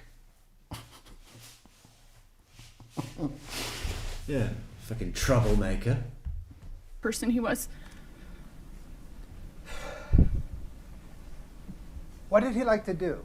How did he spend his time? So, the number one thing that Eric loved was his kids. So he would do anything for That's 3 things. his boys. He was the best dad you would ever see. He was a phenomenal uncle. If there were kids involved, he was there. He would show up. So whether it be soccer games, so he coached my nephew's soccer. And he was the dad that coached, that went and got all the signs that were special, so he'd get there before the soccer games, put all the signs up so the kids had their team name everywhere. He also was adamant about making sure they learned how to work. So my parents were very... I mean, surely part of the reason he's doing that is to maintain his own dominance in his community. I mean, yeah, I'm going to coach ball. I'm going to coach anything with a ball or a hoop or a net or a bat or a stick or a what other a hoop, a bat, a stick, a net, and there's got to be something else. A mitt, a glove. Very focused on teaching us how to work, to have that strong work ethic. So he had his kids on the ranch, teaching them how to work. He loved the outdoors. He loved to play sports. Anything that revolved around his family, the outdoors, is what my brother loved.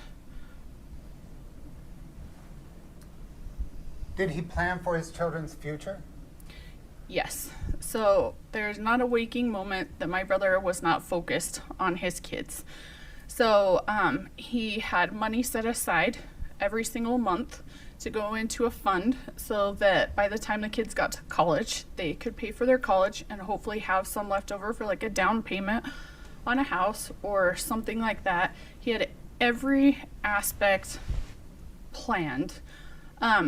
This is the kind of dad Eric was. So I told you we have a ranch. I love horses. My brother did too, but not quite as much as me. He liked ATVs a little bit better. So his oldest son, Carter, loved horses from the day he was born. He and I share that. So Eric tried to get Carter with me as much as possible on the horse because that's what Carter loved. I would ride the horse with my little nephew in front of me, and my brother would be to the side of me with an ATV with food, snacks, anything that Carter needed.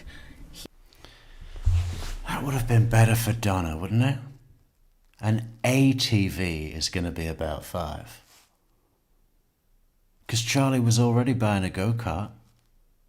That would have been better. They should have adapted. This ATV is going to be about 5, and that would make more sense. Is that about the value of one of those little dune buggy things that they drive in the fields or the mountain or whatever? The ATV. This ATV is going to be about 5. He would have it right there so that Carter didn't have to get off the horse because he wanted Carter to be able to do whatever he wanted. And if Carter would fall asleep, which he would sometimes, Eric would take him into the side-by-side, hold him until he woke up, bring him right back up to me, put him back on the horse, and let him go the rest of the day.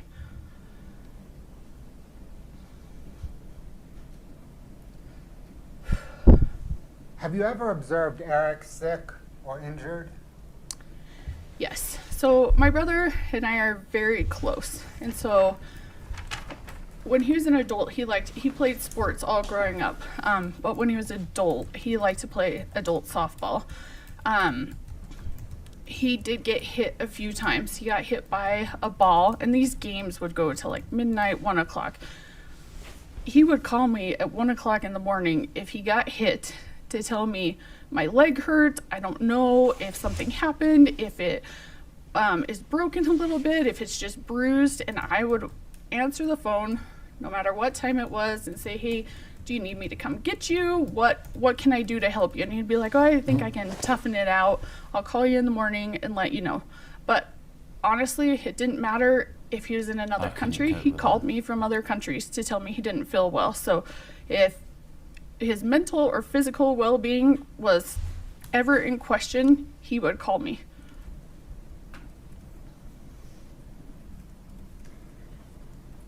Other than allergy medication, have you ever seen Eric use an over-the-counter drug? The only thing I've ever seen him use is Advil. Have you ever seen Eric use prescription drugs? No. Have you ever seen Eric use illicit drugs? No. Growing up, my mom was a drug and alcohol counselor. She taught us the dangers of those, and really ingrained that in us. Were you and Eric working on any future plans when he died? Yes. So we were planning a trip to Disneyland that year to take our kids. He also has a child. His middle child, Ashton, is extraordinary in math. We were finding programs to get Ashton enrolled in that summer for coding so that we could kind of harness that math. He was only 7 at the time, but he's just outstanding. So we had just barely gone to the zoo together. We kind of just planned our lives together. We talked all the time. Are you familiar with the home that Eric lived in when he died? Yes, I owned it and I sold it to my brother. Scott, if you can bring up 1-1, please, for Your Honor, for everybody but the jury.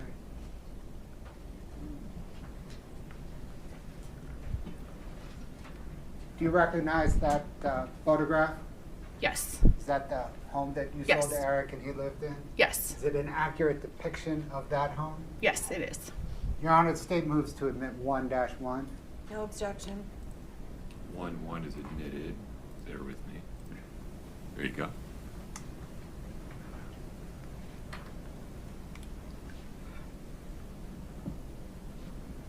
where Miss Richards Benson is that home located? That is in Francis, Utah. And is it, it looks like it's on a cul-de-sac. Is it on a cul-de-sac? Correct. It's on a cul-de-sac.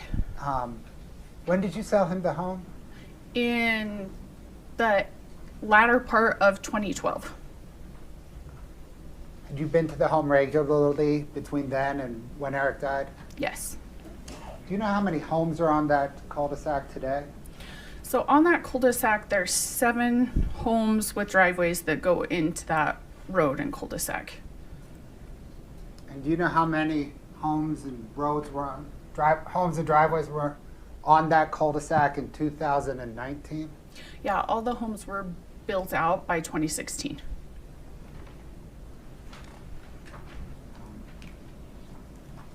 Thanks, Scott. Scott, can you bring up 4-1?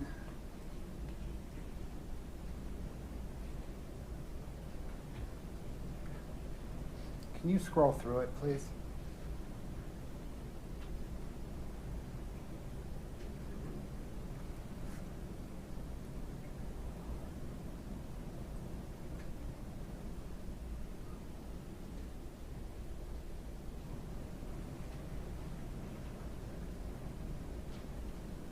Ma'am, do you recognize that document? Yes, this is my brother's prenuptial agreement with Corey. And how do you recognize it? I saw it the day they signed it. So on the day of his wedding is when they both signed it, and I read through it with him on the day of his wedding. Your Honor, state moves to admit 4-1. No objection. 4-1's admitted. I'm going to leave it up there just for a minute for the jury, but I'm going to come back to that with them later. I'm not going to Okay. discuss that with you. Okay. Thanks, Scott.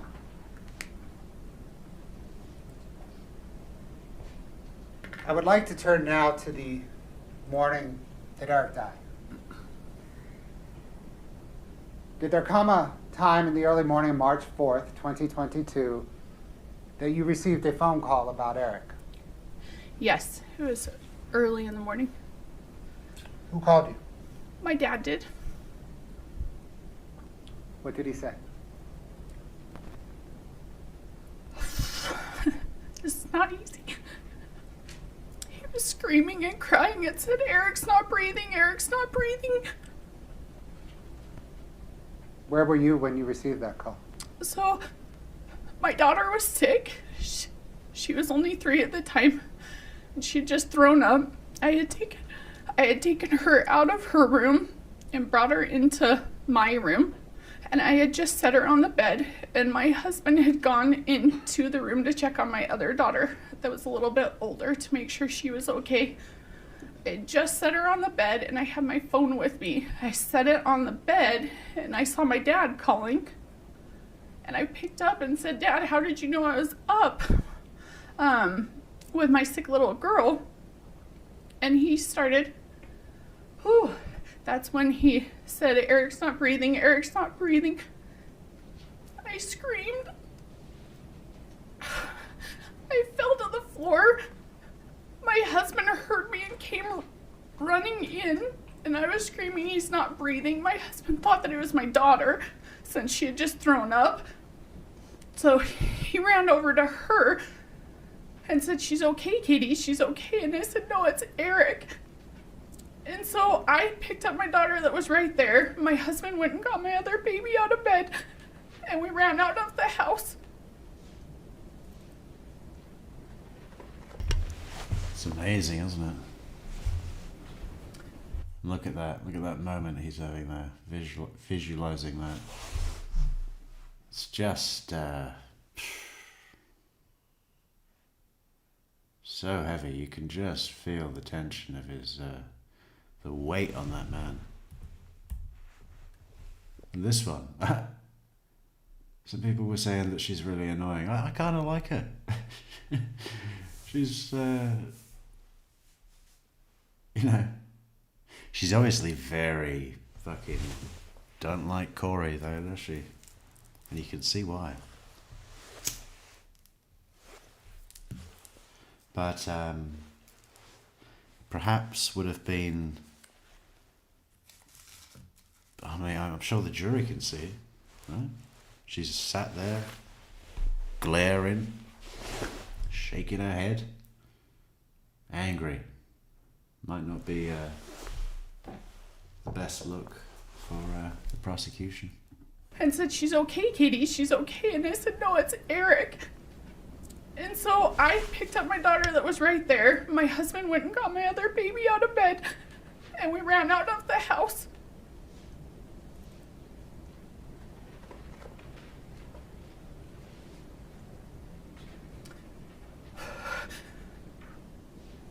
Did you go to Eric's house? Yeah, we went straight to my brother's house. Who was there when you arrived? Sorry, guys. This was the worst day of my life. I'm sorry.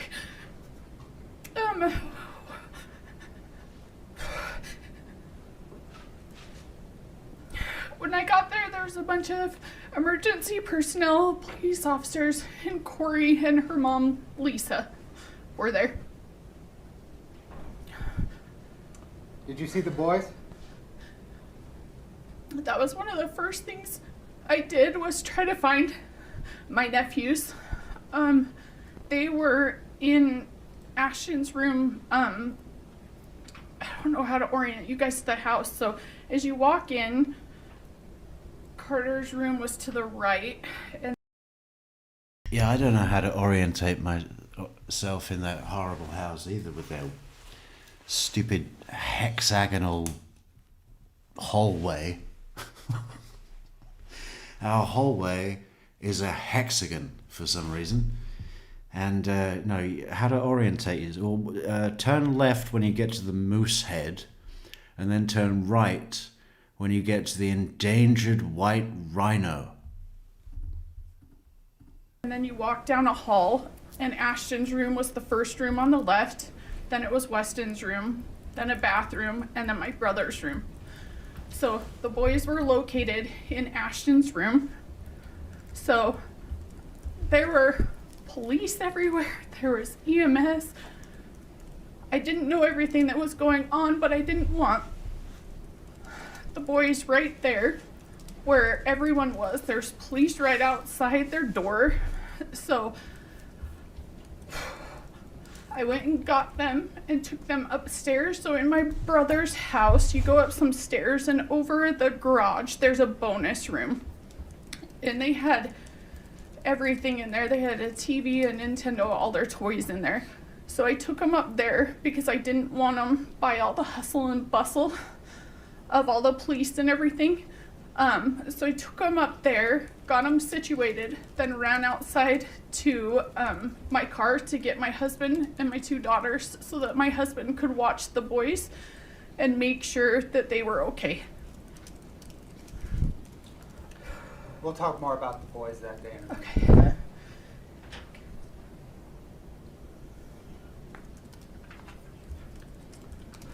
Were you able to observe Corey Richards that morning? Yes, I did.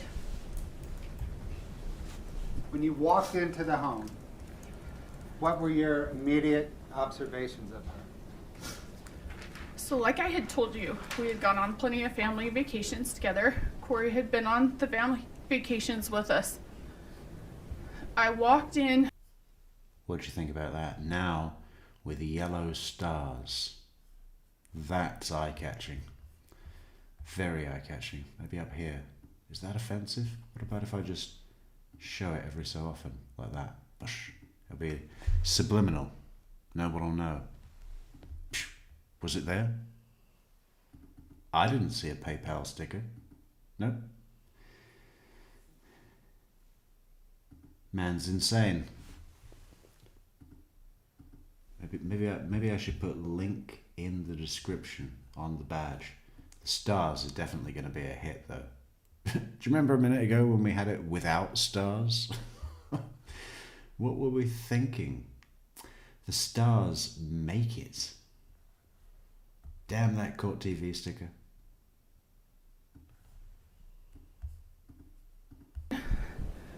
I kind of flung through the door. And I saw Corey standing on the other side of the staircase. She just shook her head at me. Sorry, guys. Bear with me. I apologize. And I knew right then my brother was gone. And I fell to the floor.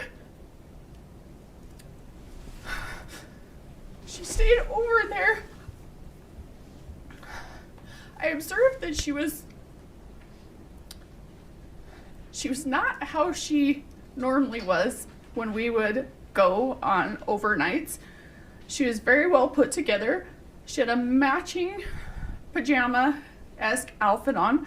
Her hair was all done up. She wasn't crying like I was. She wasn't hysterical. Just stood there and shook her head no at me.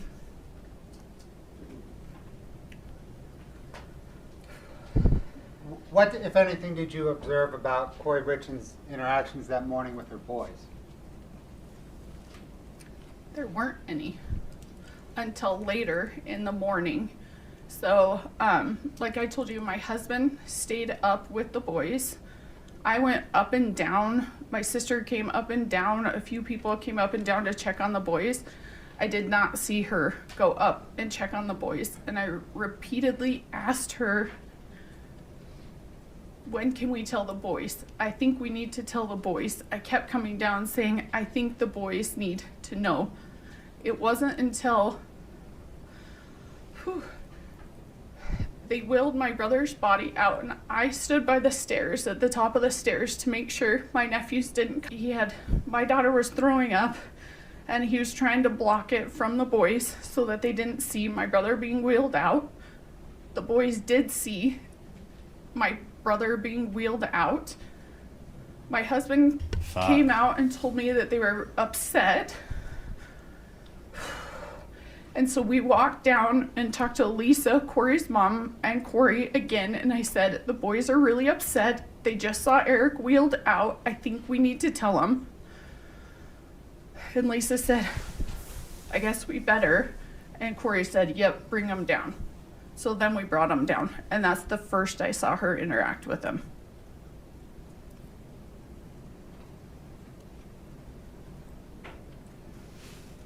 Were you there when Corey Richens told her sons that their father had died?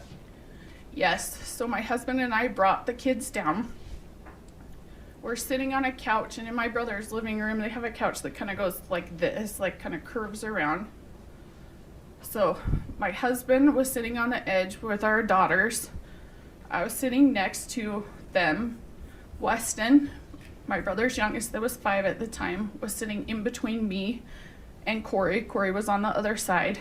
And then the other 2 boys were in front of us. And what did she say? She let them know that their dad would not be coming back, that he was gone. Just like that? Yes, to my recollection.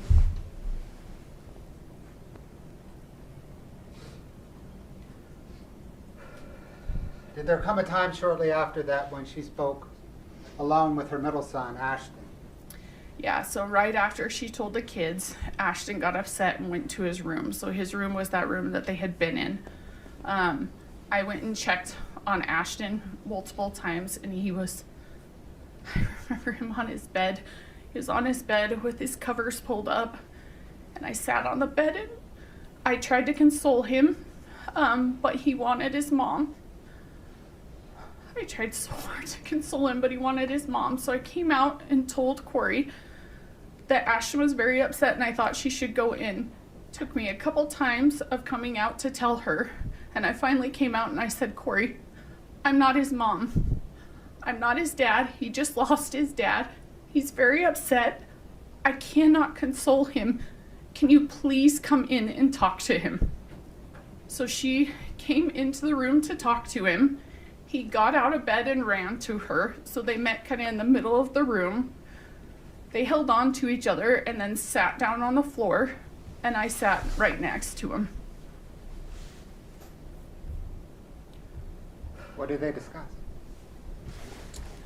She was just consoling him, so just trying to get him to calm down. Right, that with Ashton, is that what you mean? Yeah. What did they discuss? They're on the- She was just trying to console him. Did they discuss Eric's Apple Watch?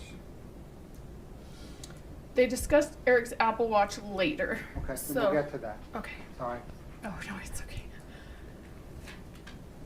Did there come a time when Corey Richards was consoling Ashton there and she was interrupted? Yes. So, Brianne Sorensen, which I believe was Ronnie, Corey's brother's fiance at the time, I think they were engaged at the time, she came in to talk to Corey. It was really interesting because Corey was consoling, and then she immediately kind of stopped and focused on, they would call her Bree. And Bree started talking about the closing of the Midway Mansion. Do we need to go into that, Mr. Bloodworth? I guess what I'm saying is anything further regarding that necessary to develop the upcoming testimony? Your Honor, the state's next question will be, how did Corey react? Oh, okay, yeah, sustained. What Bree said is not admissible, don't consider it. Well, Your Honor, the content of the call, the content of the discussion. Well, Corey's side of it is not what they're objecting to. I think it's just that fact. Am I right, Ms. Nestor? Yes, sir. Yeah. We're objecting to what Bree said. Take it from there. I understand the contours here. Let's just wait for the next question. Okay.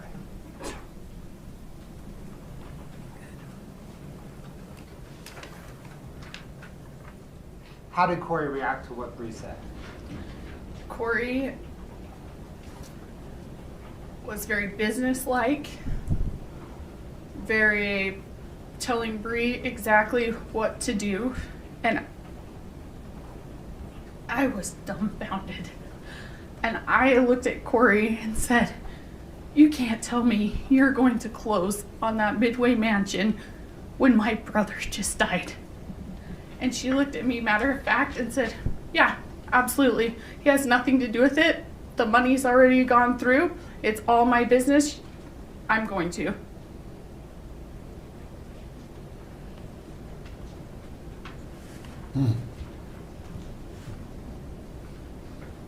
Maybe she shouldn't have timed it so close. What about the Apple Watch? So the Apple Watch, Ashton, once he eventually came out of his room, he went and got my brother's Apple Watch. Corey was standing by him. She took it from him and he said, "I want my dad's watch." So I watched her take the watch, delete the entire watch, everything off of it, and then give it back to Ashton. On the morning that Eric died, did Corey Richards say anything about the house that they were living in? Yes, she told me, so the house, the 282 Willow Court that they were living in with their kids, she told me she was going to sell it. Did anything about that strike you as odd? Yes, I honestly could not function. I couldn't even figure out like what was for dinner that night. I had just lost one of the most important people in my whole entire life. And she was planning on selling the house that he had just been wheeled out of, closing on a multi-million-dollar mansion. I could not wrap my head around it. The point that Eric died, who did the house belong to? When Eric died, the house belonged to Eric. Eric was the trustee of his trust. So the house was in a trust, and Eric was the trustee. And then once he died, who became the trustee? I became the trustee. After Eric died, did Corey Richards have the ability to sell the house? No, she did not.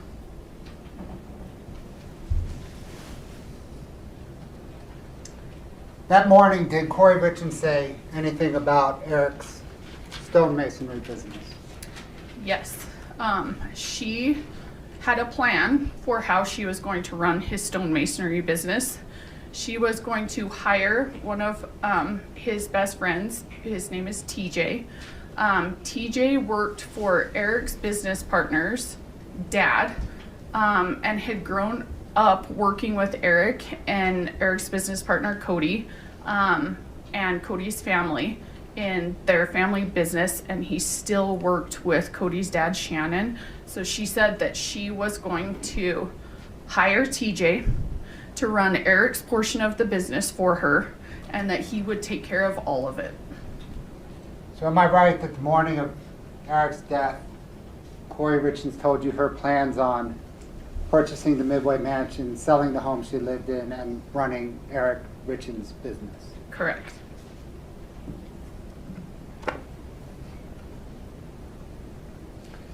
Do you recall a family meeting that was held on March the 5th, 2022, the day after Eric died? Yes, I do. What was the purpose of that meeting? It was to start preparing for the services for Eric. And who participated in the meeting? So myself, my husband, Clint, my sister was there, Amy, her husband, Andrew, my dad, Gene, his friend, Tisha, Corey's brother, Ronald Darden, or Ronnie, as they call him, her half-brother, DJ, her, I believe Bree was there as well, his fiance, and then her mother, Lisa. Did you know Eric's wishes regarding burial, Yes, my brother wanted to be buried. as opposed to cremation? Yes, my family is very big on burial and not cremation.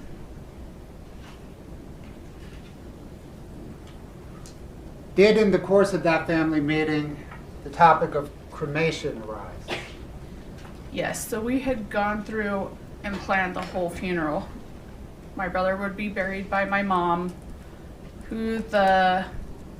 where he would be buried at, who the pallbearers would be, everything to like who would talk, who would say prayers, stuff like that. And at the very end, when I thought we kind of had it all wrapped up, Lisa Darden, Corey's mother, said, "When are we going to talk about that Eric wanted to be cremated?" Did you observe Corey react to her mother raising cremation? Yes, I did. She looked shocked, like she was caught off guard at first. And then she went into it and said, "Oh yeah, he told me that he didn't want any bugs crawling on him after he was dead. It freaked him out, so we're cremating him." And I went on to ask, I said, "Corey, why did we just do a whole entire funeral based around the casket, the burial, the pallbearers, and now you're just bringing up cremation?" And she played it off and said, "Oh, well, isn't that what you do when you cremate them?" And to that point I said no. And then my dad started getting visibly upset because he knew his son wanted to be buried.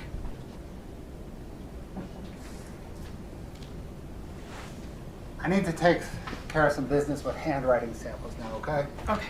No, Eric told me just before he died that he didn't want bugs crawling on him. It just occurred to him the day he died. He said, "No, change of plan. My lifelong wish has taken a U-turn, and I now want to be cremated." What's that astrophysicist guy called? Tyson something? Something Tyson. He says if you're cremated,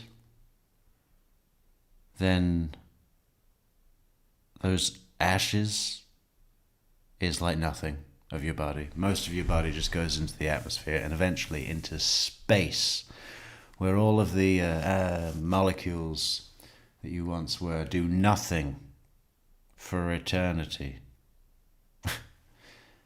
But if you're buried, all of what you were, your being becomes the earth, becomes the flora and the fauna of all things. It was a pretty good argument for burial. It was a pretty... Because I would be the same. I'd be like, what? You want me to fucking... You're going to put me in a box and bury me underground? I want to be stuffed. Stuffed and put on a wall. And not just their head, everything.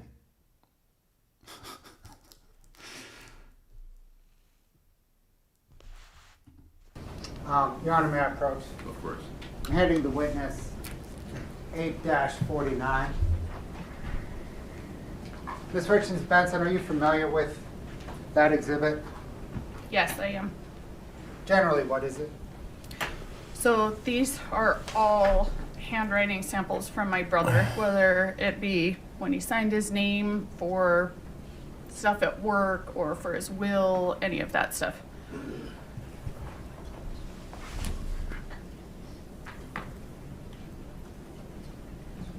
Can you please just thumb through each of the tabs? I think, is there 14 of them?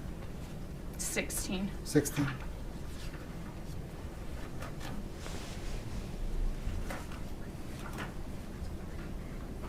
Do I have to pay super close attention or am I okay? No, I just want to make sure you know what they are. Okay. You've seen them before? Yeah.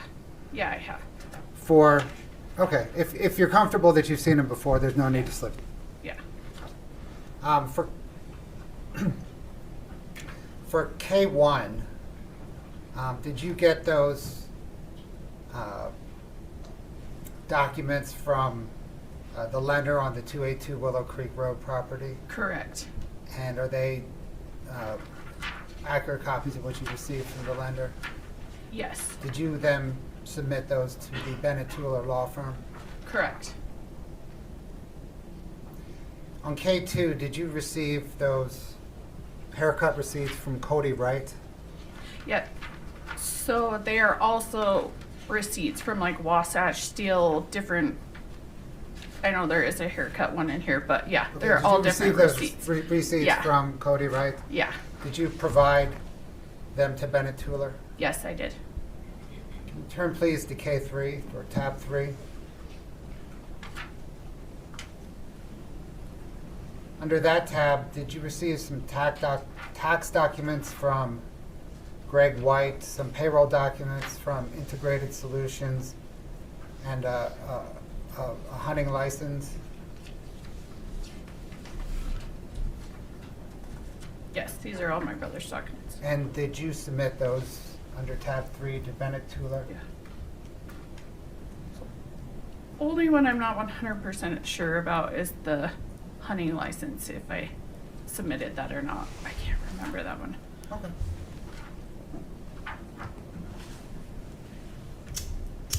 On K4, did you receive the check there from Allison, right? Correct. And did you get the loan documents on K4 from the lender on the 282 Willow Creek Road property? Yes. Did you submit those documents at tab 4 to Bennett Tueller? Yes.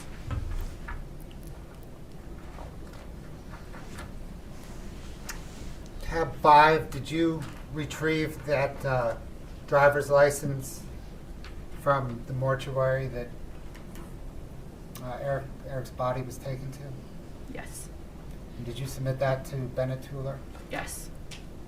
For tab 7, skipping 6, going to 7,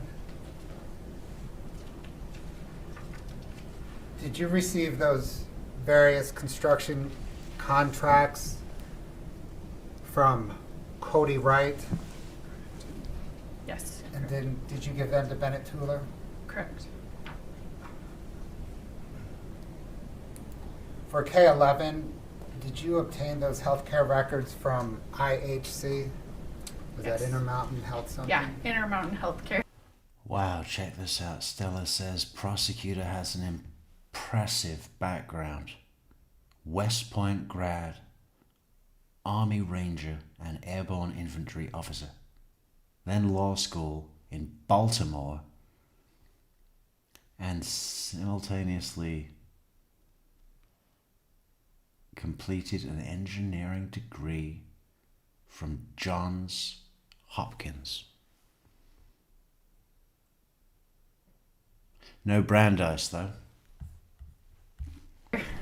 Got it. I No used to use their Cambridge. old branding. No Cambridge. Did you submit those Does he speak Spanish? I bet he doesn't. Not a lick. Not a lick.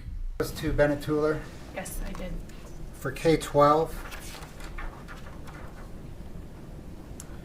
Did you receive copies of those checks and C&E business records from Allison Wright? Yes. And did you give them to Bennett Tuller? Yes, I did. For K-13, there's some materials from a Ford dealership. Did you receive those from your husband, Clint Benson? Yes. And did you submit those to Bennett Tuller? Yes. Finally, for K-14, is that a document from Weller Recreation Center that you received from your father? Yes. And did you give that to Bennett Tuller? Yes, I did. And did you give everything to Bennett Tuller in the same identical condition that you received it in? Yes. Thank you. Ma'am, I don't have any further questions from you at the moment. Okay. The defense attorneys probably will, okay?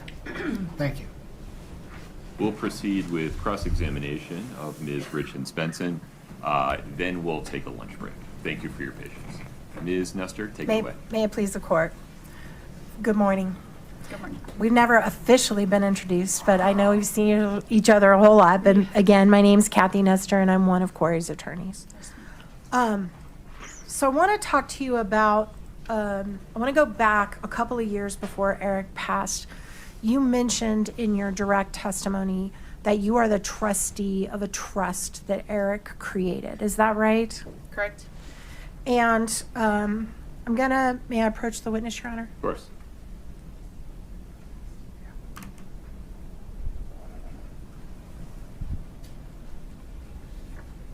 I'm handing you a document that's been marked as IMP KRB1. Okay. Take just a second and look at that document and tell me if you recognize it. I certainly don't expect you to read the whole thing, but just tell me if you know what that is.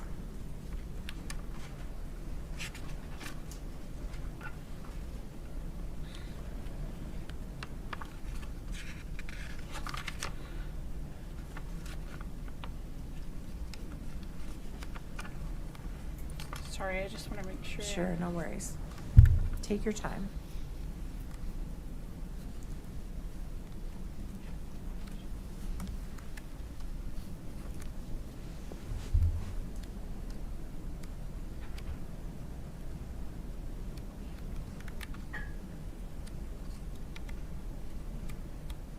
Everyone loves Baltimore.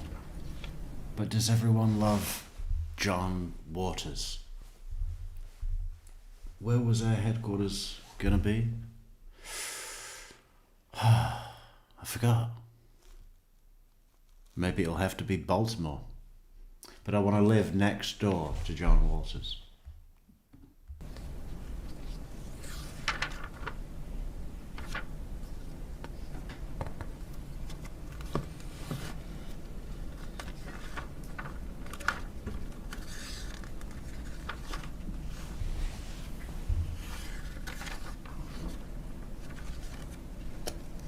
Okay. You ready? Yeah. So do you recognize that document? Yes. What is that document? It's the Eric Richens Living Trust. And is that the trust that you were referring to in your direct examination? When Mr. Bloodworth was questioning you? With the house. Yes. Yes, this is the trust. And that's the document that makes you the trustee if Eric should pass away. Correct. All right. Your Honor, at this point, I'd like to introduce this as Defense Exhibit 3001 on the impeachment. We're going to start it with the number 3. Mr. Bloodworth.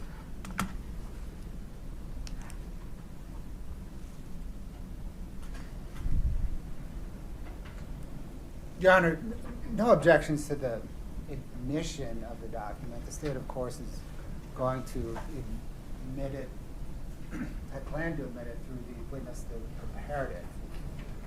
The state's just pausing on the nomenclature. We've referenced this document in other briefings by other exhibit numbers, which We can resolve that going forward. We can come up with a common vernacular at some point. right.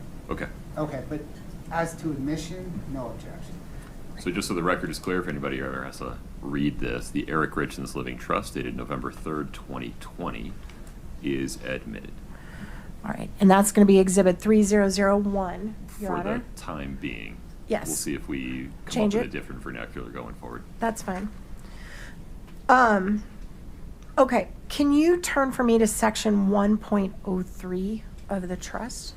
And Ms. Nestor, will you Yes. let me know when you're ready to publish whatever you want to publish to the I will, jury? thank you. Thank you.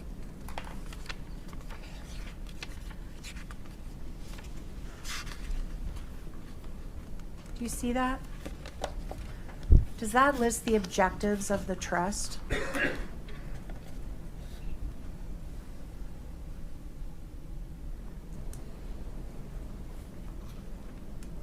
Just to refresh your memory, let me know when you're finished reviewing it. Oh, there it is.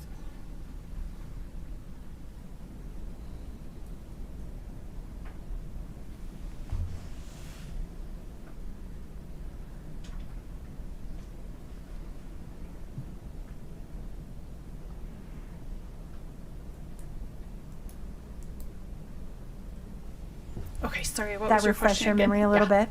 So is it fair to say that Eric's objective, as put in writing in the very beginning of this big old trust document, was to provide for both my wife and our children during any time I am incapacitated and after my death?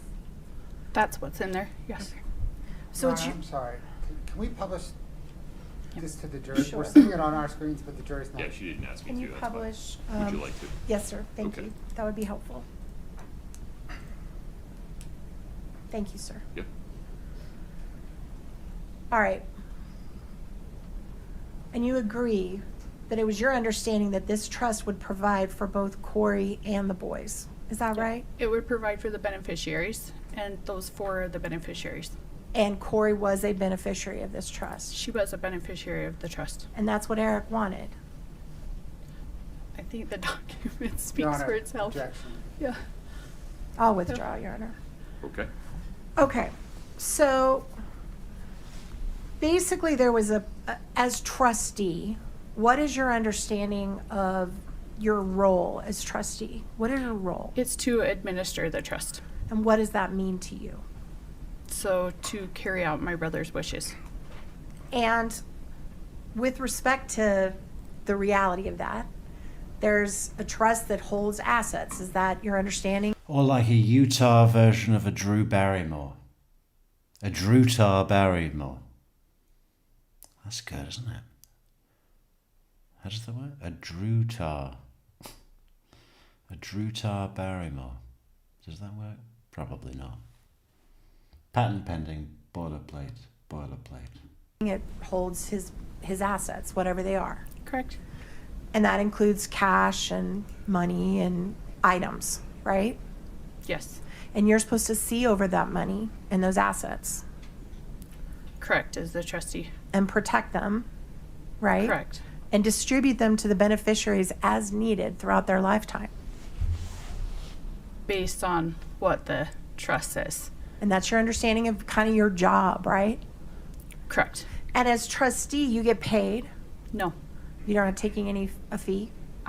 So my brother did put in the trust that I could be paid and I could reimburse myself for the time spent.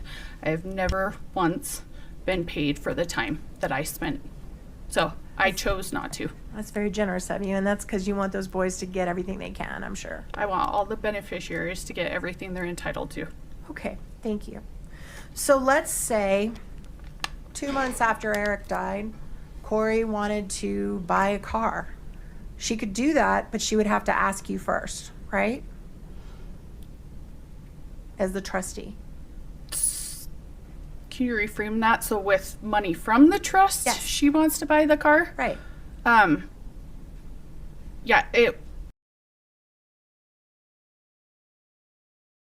Yeah, she's like, what the fuck? She's not getting a car. It's for the kids. There's a lot of litigation. So she did a lawsuit 3 weeks after my brother passed to try to set aside the trust. Okay.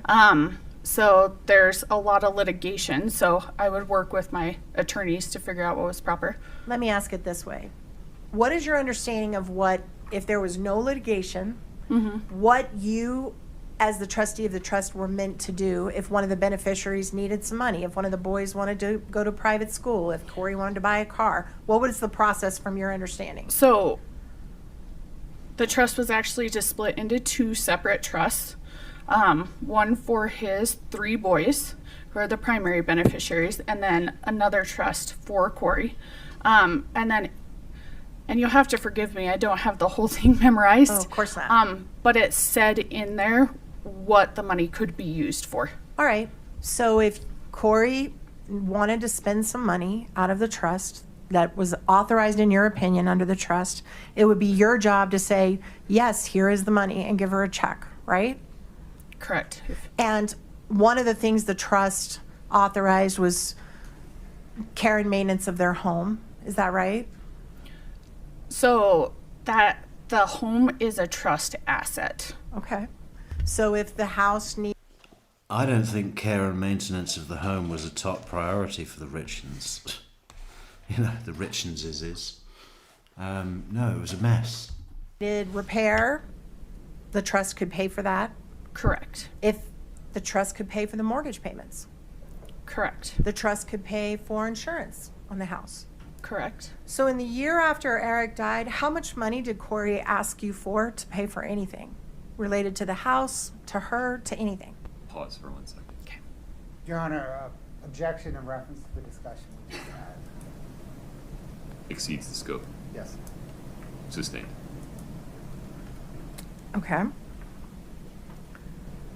Did the trust pay any mortgage payments on the home after Eric died? Ms. Nestor, it's the same objection. Okay. Has the trust reimbursed family members for costs paid to a private investigator? Pause for 1 second. Go ahead. Same objection scope, Your Honor.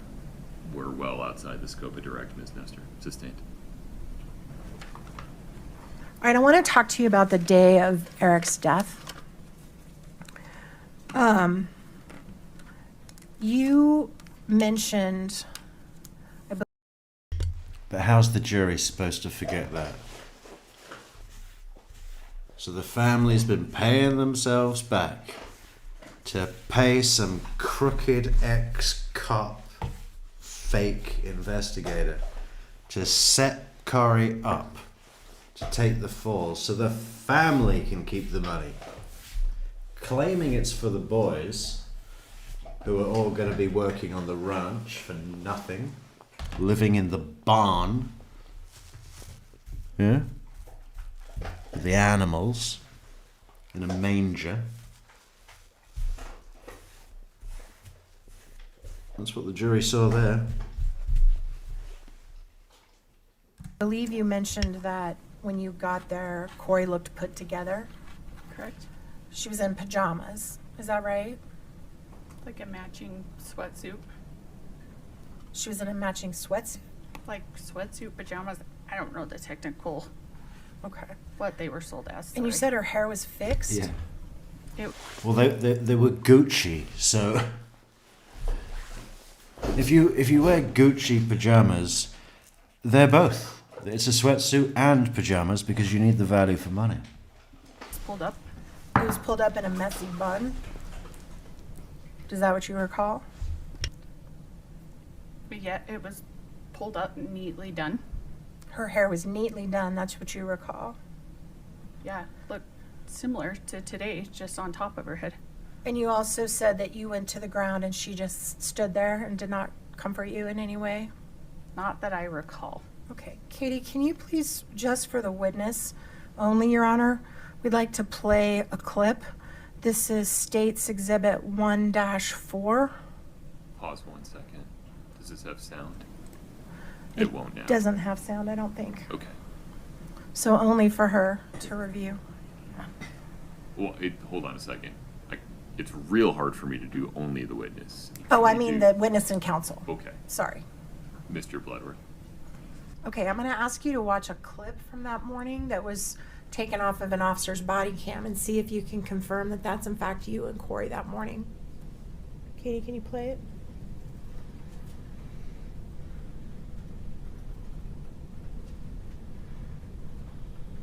Is that you in the clip? Yes, that's me. Okay. Your Honor, at this point, I'd move to admit as exhibit maybe 3001 for now. The clip. 3002, I'm sorry, 3002? Yeah. 3002, that's correct. Mr. Bloodworth. Your Honor, no objection to admission. We'll figure out nomenclature later. Sounds good. And Okay. just for the purpose of the jury, just a short explanation that we will supplement this with a blurred version, but for now, there's just a black box over where the children's photos are, since it's being played publicly.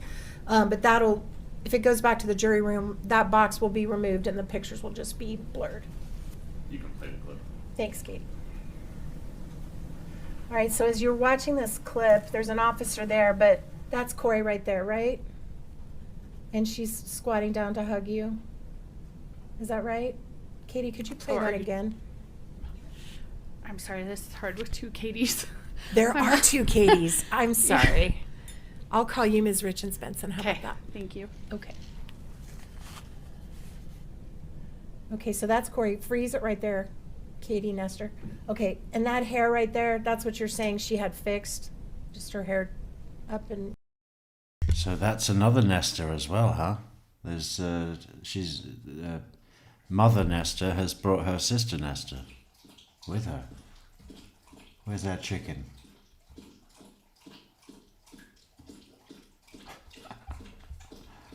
Oh.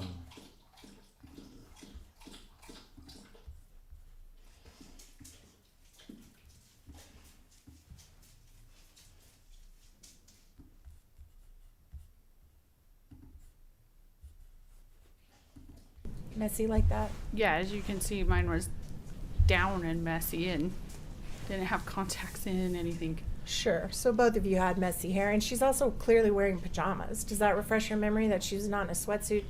She was in pajamas. I am not a fashionista, so to me that's a sweatsuit or pajamas, just to be honest. Okay, and then keep playing, Miss Nestor. And that's her squatting down to comfort you while you're on the ground, and that's y'all hugging, right? Correct. So your memory about that was clearly wrong. To be fair, it was 4 years ago. Okay. And Okay. everything you're testifying about here about that morning was 4 years ago, is that right? Yeah. So everything you've said is wrong. Because if that's wrong, then how can we trust you or anything you say?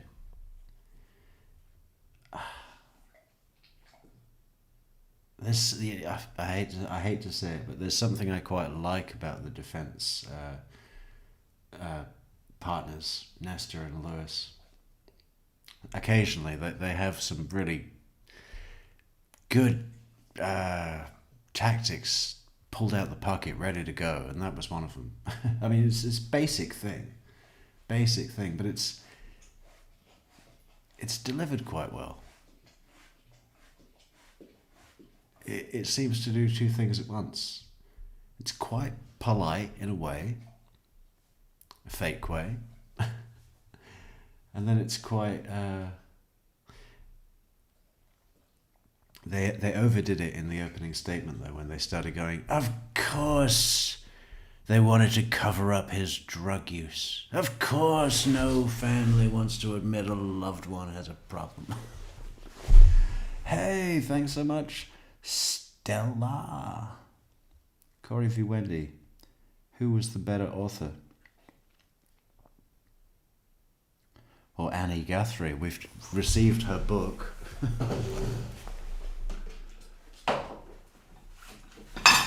Let's pause.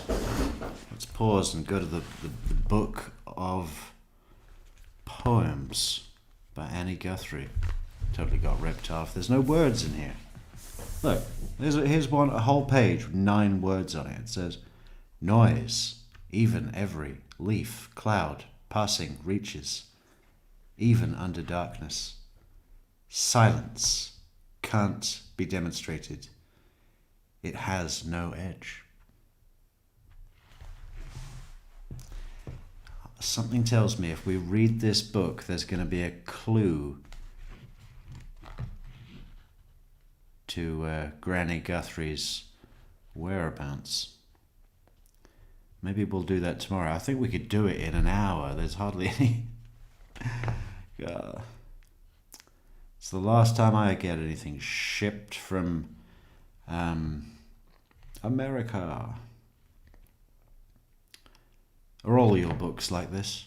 I mean, shall I show you? Let's see if I can take a photo, and then I'll show you.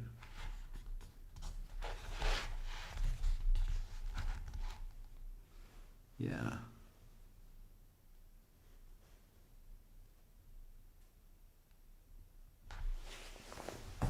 Okay, good. Yeah, thank you, Stella. Who's the better author? Wendy or... Well, it's... We're going to have to go to the book. We're going to have to go to Corey's book. We're going to have to do a total cross compare right now. Who sent it to me? I think it was Christina. Ah, yes.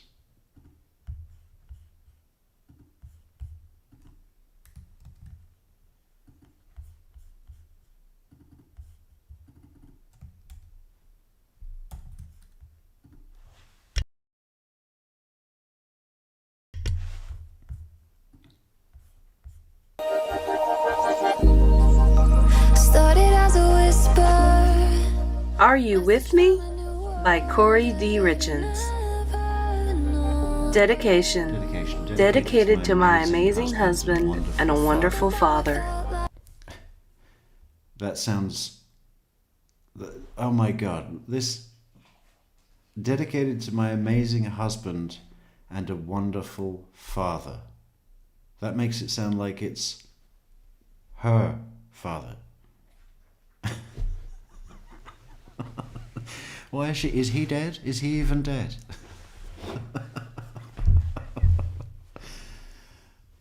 And look at the first three letters. Dedication. Is that a little bullet bourbon secret joke? Dedication.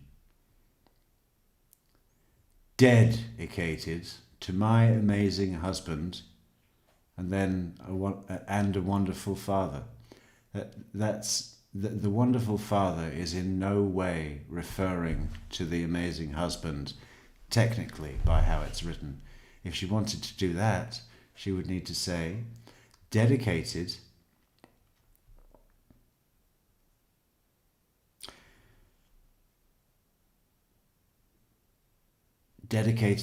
to Eric, an amazing husband and wonderful father. That's what you would need to do, something like that. That gets the intended appropriate message across.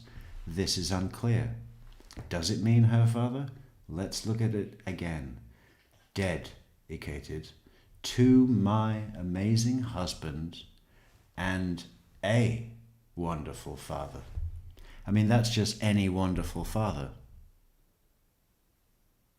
Except the amazing husband, because it's anyone else. So we've got two dead there, and is there anything else? I'm gonna pick this apart. We're gonna go through page by page. Is this even on the screen? Okay, good. Maybe we should move that comment so we can see. What about the chicken? Is she in the way? I don't think so. I'm happy to let her stay. Yeah, let's get that wonderful... We're going to send Stella a heart. As a matter of fact, we're going to send a whole bunch because that's fun. Boom! So much love. Is that enough? We're showing gratitude and appreciation. Thank you, Stella. Dedicated to my amazing husband and some wonderful father. Always on our minds, forever in our hearts. You know what would have been nicer? Let's just go back a minute. Because obviously part of this is that she's getting in that there were no hard feelings. Which is cementing herself in a way, right? I mean, she can't, it would be more difficult to go back now and do a spousal defense and say, he beat me so bad that I just snapped one day. And sometimes they get off like that, don't they? Yeah. Okay, next. Oh yeah, that's what I was going to say. It would have been better to just put, because of the content of the book and the whole purpose, to say dedicated to an amazing father, because it's to sell to other people who have lost their dad, right? So it should be all dads that have died. Like,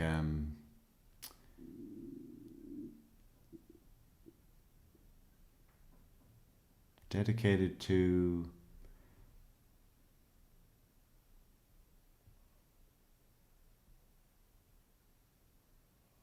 yeah, no, we're overthinking it. Let's get through this. Always on our minds, forever in our hearts. How much did the what do you call it? What is it called?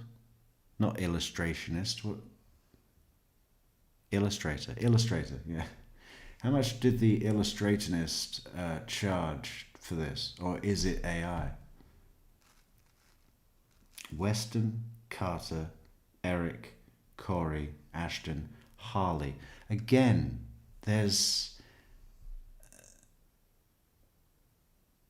This is to sell.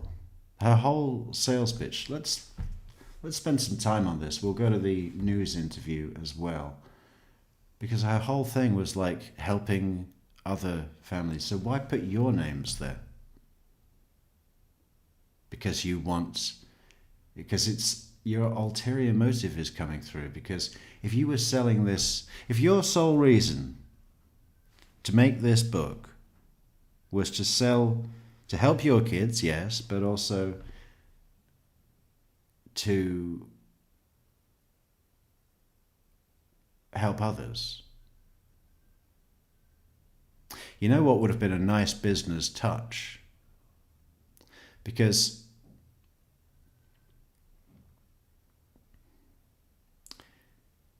this as a standard, $10, $15 book on the shelf in a bookstore, it's not really going to have a lot of, it's not going to be a bestseller. People aren't going to be reading it on their way to work because they just can't put it down.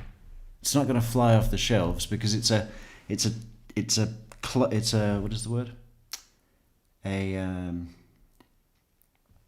Bespoke? No, what is the word?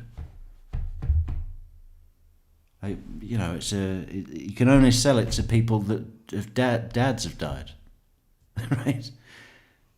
You're not going to give it to kids at Christmas, are you? You know what I mean? Like that haven't lost their dad. So it's, what is the word for that? A limited market. A limited market, maybe. Yeah, limited market. But what would have been a nice touch, different revenue strategy, make it a customizable book where they don't buy the book, they go online and they, how you pick your fucking avatar and you change how it looks. They do that for their family and their fallen dead dad, dedicated dad, and they put their own family names there.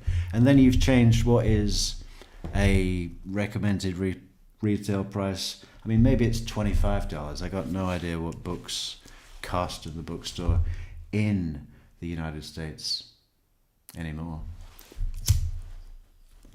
So it's $25. Christina, how much would this book be in a nice bookshop? And it has to be a nice bookshop, okay?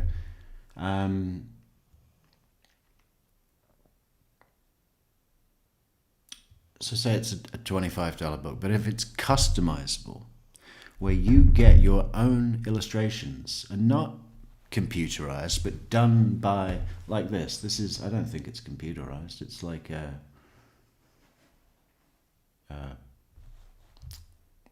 I don't know, sketch and then digitized, right? Something like that. So they could do all that, and the cost would be $120.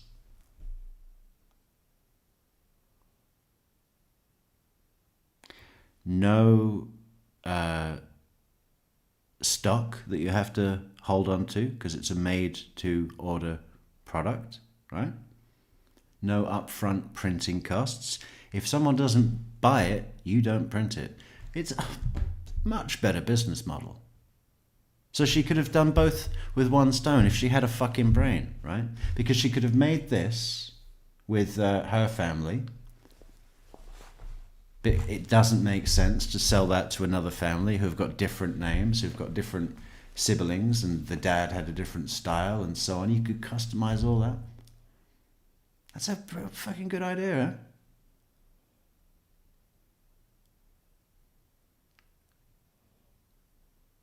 You change just your average product into a higher value product, and you don't make a product that's ridiculous to sell to another family, like the one that we're looking at here, and you don't contradict yourself because you can still make this because it's your customer. It's like the prototype, right?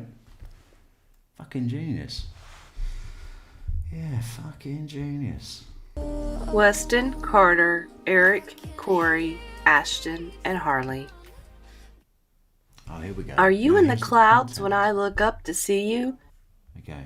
So, are you in the clouds when I look up to see you? To tell you all about my day, ask about yours, and tell you that I love you?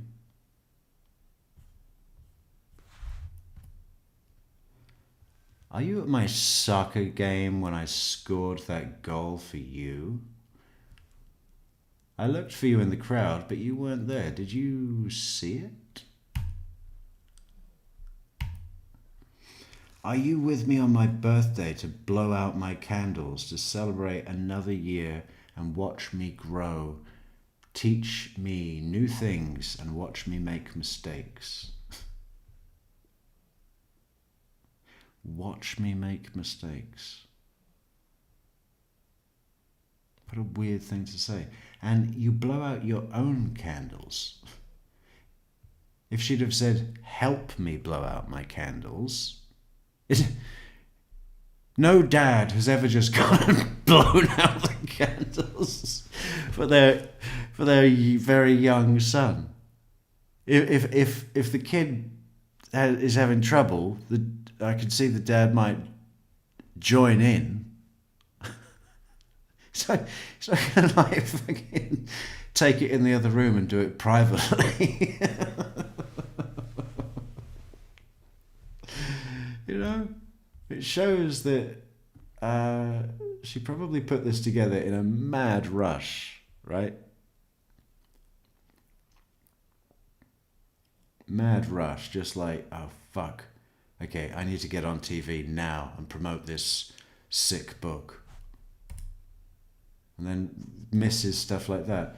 Are you with me on my birthday to blow out my candles? The fuck? Okay, what about this one? Look at that. Oh, that's the school, maybe? Yeah? Okay. Are you with me on my first day of school?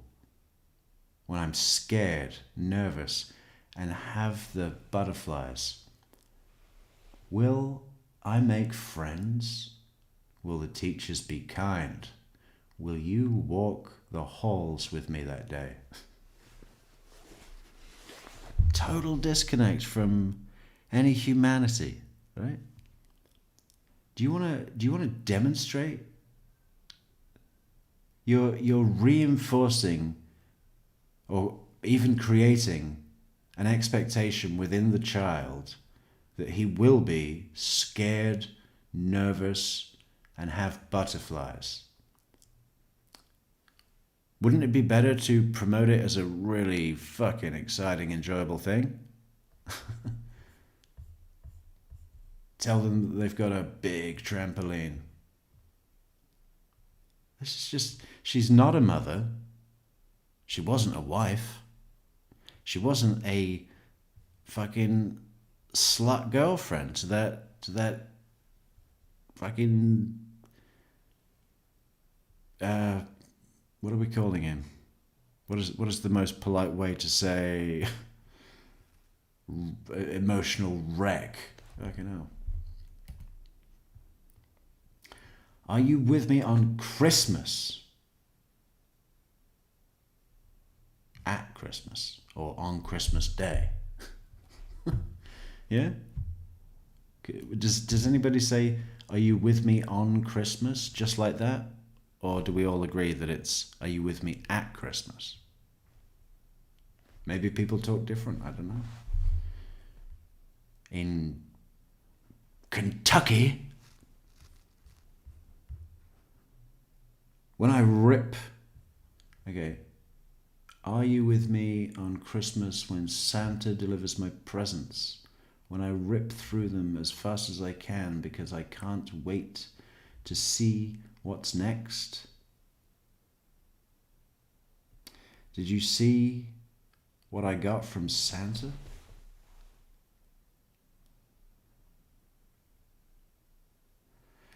And again, when I rip through them as fast as I can because I can't wait to see what's next. You see, that is pretty well describing Corey's position with anything, right? Relationships, business projects, colleagues, I'm sure a lot of other things. When I rip through, and it's the worst thing about Christmas. Yeah. Let's get the children like 50 presents so that when they open one, they don't even really care. They just want to open the next one. Yeah, that's a good thing to encourage.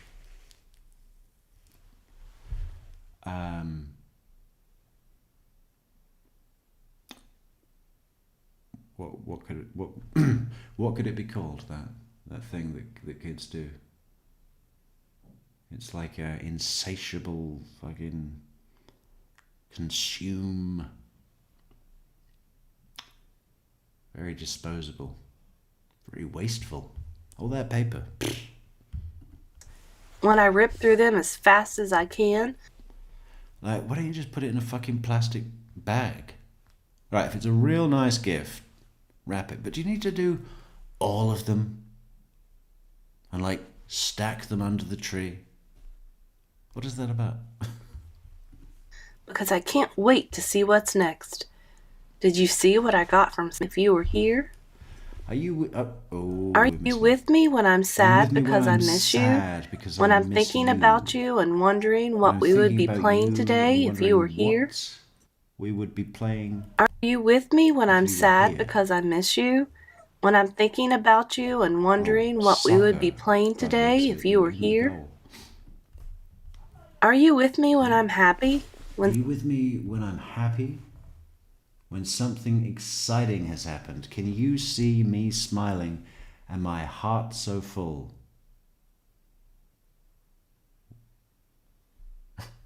Can you see me smiling and my heart so full?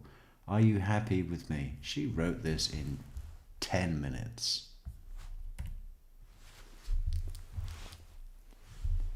Or maybe she paid like a non-English speaker. Like some illegal, like, you want a job? Get in the car. Right, you gotta write this book. Write this down. It's got to make me look good. It's got to make me look like a loving mother, okay? So fucking pay attention. You want a job? Are you with me when I'm in danger and I'm scared, when my palms are sweaty, my heart rapidly beating, and I need you? Are you there with me to make sure I'm safe? Me when I'm in danger and I'm scared? Again, this fucking...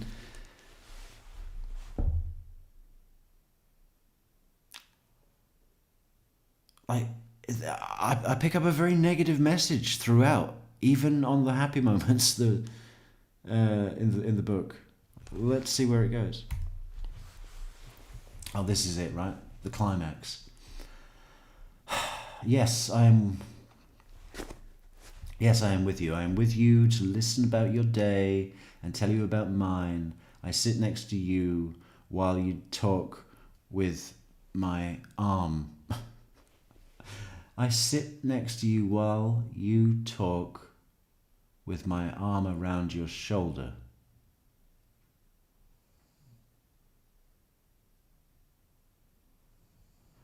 And my head on your head.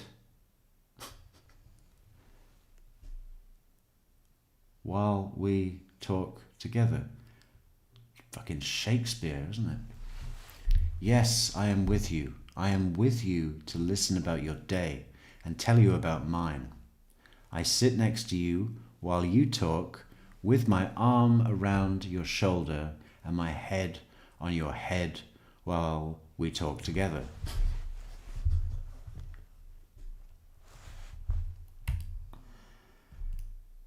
Sick. Can you imagine her reading this to those boys? Those boys! Hey, shall I blur out the children's faces? I'm going to do it. Oh. What's this one then? I am with you when you scored that goal for me. You couldn't hear me cheer for you, but I yelled and clapped as loud as I could, just like always. Okay. Oh, where's our PayPal badge? Love the PayPal badge. It is a great badge, but what makes it? The stars. Look at that. Great. I just need to do one thing.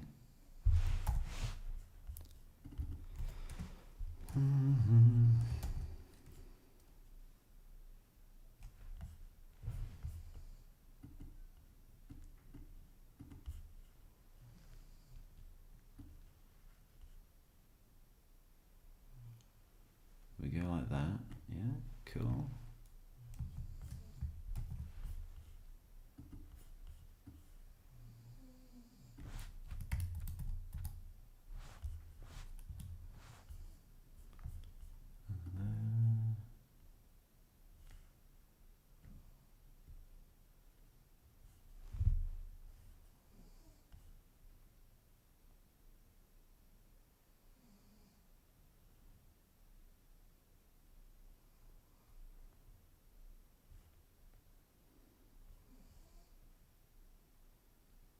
Which one is it?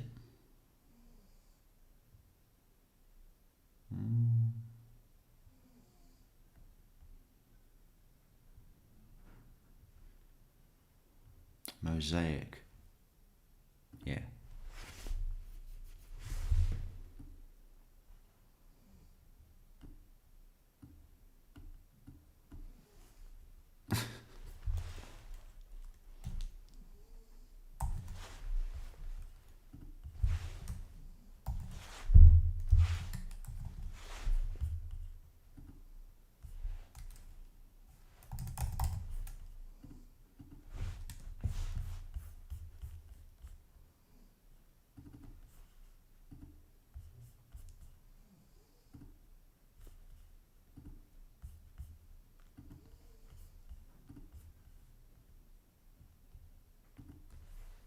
There we go. Look. You see? Do not harass these children and always blur out faces. And You, but I yelled and clapped as loud as I could, just like always. Yes, I am with you while you blow out your candles for yet another birthday. yes, I am with you while you blow out your candles for yet another birthday. Although I miss the upcoming years, I stand hand in hand with you, walking with you, helping you, and praising you. I will watch you grow into a fine young man. It really is beyond sick, isn't it? I mean, she should go to a laboratory for tests. I mean, you know, not to benefit her, just for us to understand the kind of human beings that may be walking among us anywhere you go. Anywhere you go.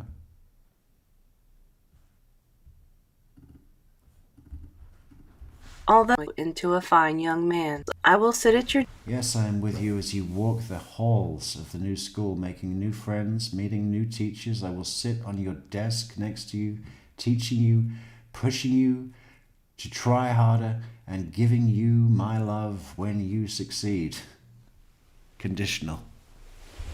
Yeah?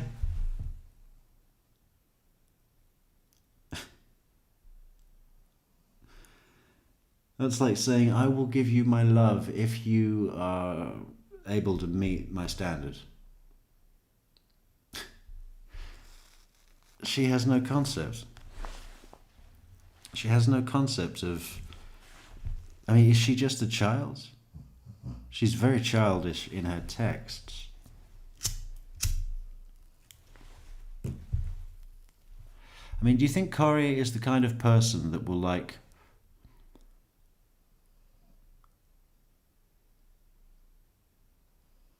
think that other people are going to fuck her over, so she makes sure she fucks them over first to protect herself, even though there was no threat and it was just her own sick paranoia? Could be something like that, right?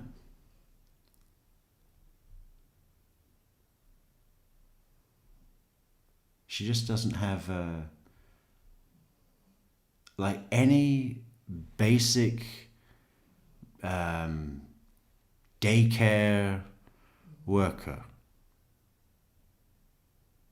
would look at this book and go, this is not right. This doesn't sound like it was written by a mother. Death, I am with you on Christmas. Yes, I am with you on Christmas. Well, maybe, what do people say about that? What do people say in Maryland? They say in Christmas. Are you coming in Christmas? Nobody said. Or maybe we're just really late.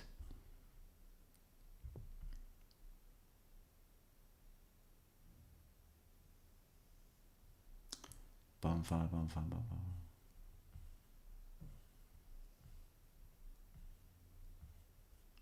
Oh, yeah.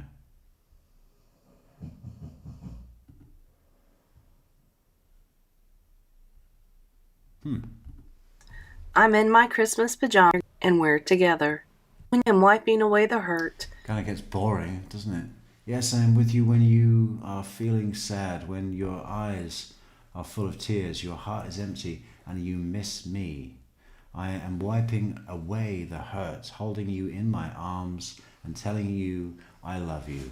I'm here with you. Yes, I am with you when you are happy and you are so excited your heart could burst right out of your chest. And you could die too. No, it reads, I am next to you, smiling, proud, and holding your hand. You can't hear me whisper, but I do tell you that I love you. You can't hear me whisper. It should say you can hear me whisper if you listen. Don't deny. Create, something. A search. Happy, and you are so excited your heart could burst. I am next to you, smiling, proud, and I'm holding on to you to give you the courage. I'm with you when you're scared. I'm holding on to you to give you the courage to stay strong and brave. I hold you to make sure you're not done and to remind you everything will be okay. To stay strong and brave. I hold you to make sure. If I were the court, I would probably do an ordered recall on these books and make sure that every one of them was burnt and any digital record like this was found and destroyed, because no one should ever have to read this again. I think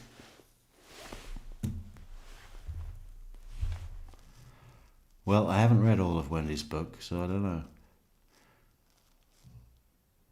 Got to get round to that. This is more sick, but I haven't read the book. I haven't read Wendy's book. Yeah. Is there another page? I bet there is.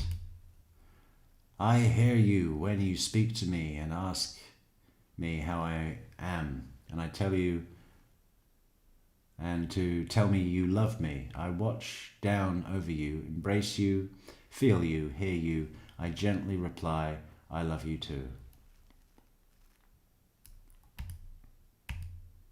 I am here with you every day, every minute, every second.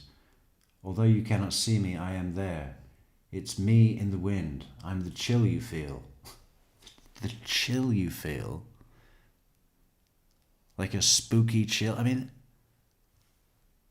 the breeze would be fine. Why does it have to be this, oh, I felt a chill? That's like danger. Right? She's got no concept of the English language. She's got no concept at all, not even one little bit, over any interpersonal relationship, never mind her fucking children that have just lost their father because she murdered him.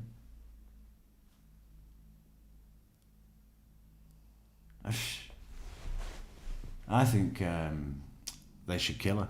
They should just kill her.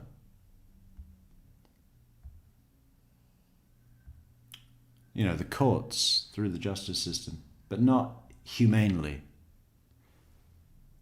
But they would order it. So it's legal. And I'm not inciting violence because I'm against that. Just, maybe make her a sandwich and fucking put a load of fentanyl in it.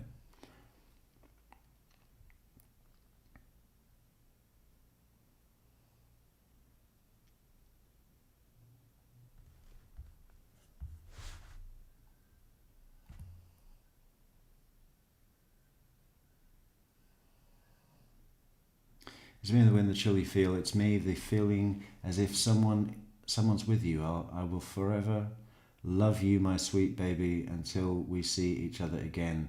Yes, I am with you.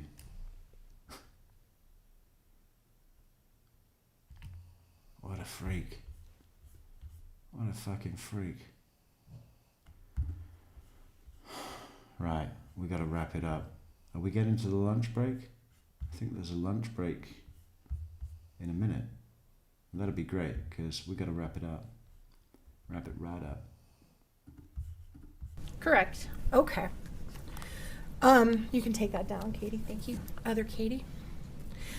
And shortly after this scene where Corey hugs you, and obviously everyone's completely understandably upset, Was there a time where you went out into the driveway and spoke with an investigating officer that morning?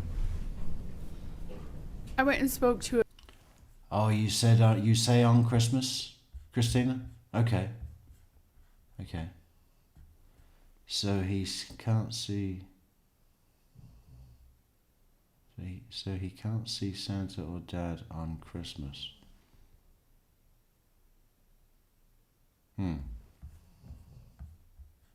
Well, in that sentence, it feels a little bit more acceptable to me. I don't have anything to do with Christmas, so I don't say anything. an investigator in their car out front of the house. Okay, maybe not in the driveway. Might have been in front of the house. Correct. Your Honor, she's testified about her memory of that morning. This happened that morning. He probably used a scope in the Army Rangers, right? And now he says scope in court. That's so funny. I'll give you a limited latitude here. Thank you. And who was the officer that you spoke to? Detective Woody, I believe. All right. And that was just to help, because there's so many officers that are going to testify in front of this jury. It's a female officer, right? Correct. Okay.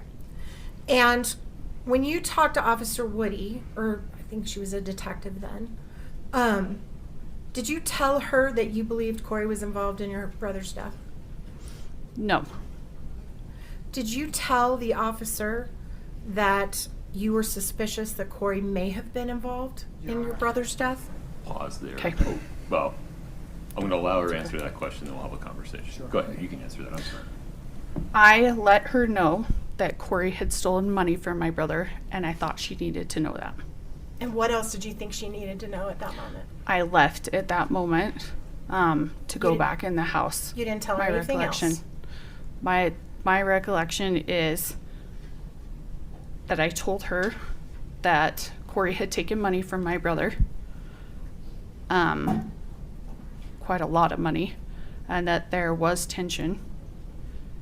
And what did you tell the officer was the reason for the tension? May I have a quick conversation with you? Yes, Your Honor. My apologies, counsel. And now I forgot where I was, so let me think about it again. We were talking about what you asked the police, what you said to the police officer when you were outside. And this is before that police officer has ever entered the house, right? This is your first time to see this officer. I'm not sure. Okay. And you felt it was important that this officer know that your sister-in-law had a motive? What was your reason for telling the officer that information? I had an overwhelming feeling come over me that I should let someone know. Why? What was your overwhelming feeling? That I should let someone know. Because you believed it was suspicious? The death? Honestly, at that time, I had no idea what was going on. I just had an overwhelming feeling. I had just barely talked to my brother. He was fantastic. When I talked to him just a couple hours before, I had an overwhelming feeling I should tell someone about this, so I did. Because you thought Corey was behind it? I did not say that. Did you tell the officer that Corey had a reason to be upset with Eric because she had found out about your being a trustee over the assets before he passed? What was her boyfriend in the army? I don't know.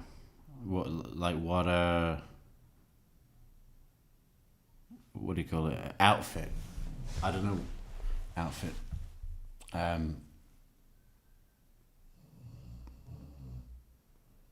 108th Airborne. There you go. That's convincing. No, not to my recollection. You didn't mention being the trustee of a trust to this officer? I knew that I was the trustee of the trust. Did you share that with the officer? Maybe. There's a potential. So you can't remember? Just give me a second. It's Sure. Take your time.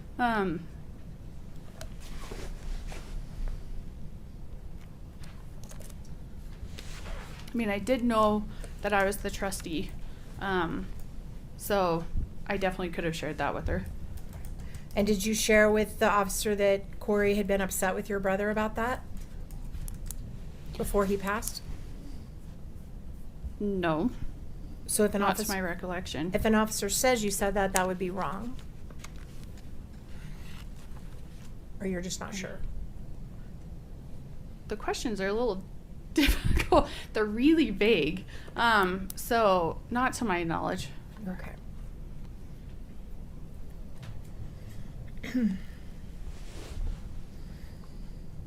You mentioned that Corey's son asked if he could have his dad's watch. Is that right? Correct. And you mentioned that Corey just reset the watch and gave it to him. Correct. So Corey didn't go through the watch trying to pick certain things out to delete, right? I just watched her swipe it and give it to him, or delete it and give it to him. If she hadn't swiped it, and I'm not an Apple Watch person, so maybe you know this better than I do, but that would have meant her son could read anything her husband had ever put on his iPhone, right? I'm not an Apple Watch person either, so I can't answer that for Is you. it your understanding the watches match the phone, basically? Mine doesn't always, so, but again, I'm not an Apple person, so I can't tell you. Do you agree there could be a lot of reasons why a mother would not want a young child to have access to everything his adult father had saved on his phone? In a hypothetical, yes, I guess. Okay. You also mentioned that Corey told you that morning that she was going to sell the house. Correct. She And did. this is the house her husband had just died in. Correct. And she was pretty traumatized about her husband just dying in the house. That I don't know. You'd have to ask her. In their bedroom. Right? Yeah, when she gets on the stand, right? That should be good.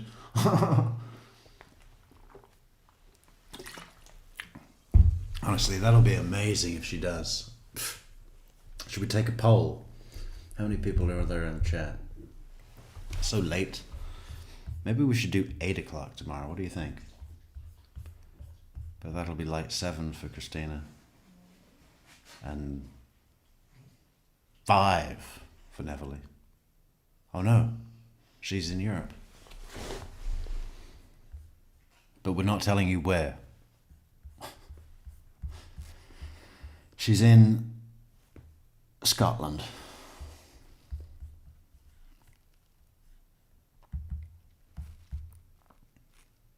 What are we doing? What's the question? Sorry. Do you think there's a lot of reasons why a widow would not want to continue to live in the bedroom where her husband died in front of her? Honestly, I can see some people would and some people wouldn't. Okay.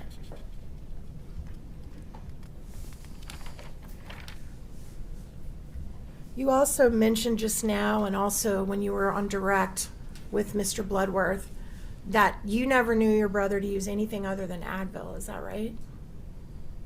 When he asked what I had seen him take, correct. Okay. Are you aware that your brother did use other substances? After his death, from his medical records that I got, it said that he occasionally took it for back pain. Took what? THC. Okay. Which is marijuana. Marijuana. So when he Yeah. was alive, he didn't share And with you that he anxiety. used marijuana, did he? Not directly, no. Don't touch that. That's medicinal. I need that for my back pain. And you talked about your mom, which I think is great, was a drug and alcohol counselor. Correct. And that it was important to her that your family not be engaged with the use of drugs when she was alive. No, I said prescription medication. Okay. So your brother knew that it was important to your family. Sobriety was an important thing to your family. I'll be honest with you, my mom was not against marijuana use. Okay. But you said you were? I said prescription medication earlier. Okay. But for whatever reason, your brother didn't share with you during his lifetime that he used marijuana. No. And I know you were here during the opening statement, excuse me, Your Honor.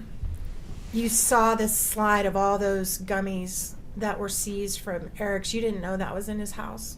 He didn't share that. I knew that Corey had some in there. He had shared that with me. But he didn't tell you he did? No. Okay. And you also, did you know that your brother drank alcohol? I knew that he socially drank, but he was responsible. And he chose not to do that in front of you. Is that fair? Correct. And it's also fair and totally understandable that your brother's not going to talk about his sex life with you. He actually did. Oh, did he? Yes. Not all of it. Did your brother share with you that Definitely he was not taking all of it. testosterone? Yes, he did. And you knew that? Yes. And Did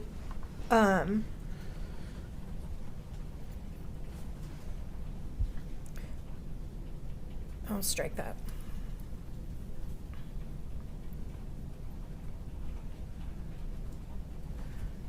Did you go through your brother's phone ever?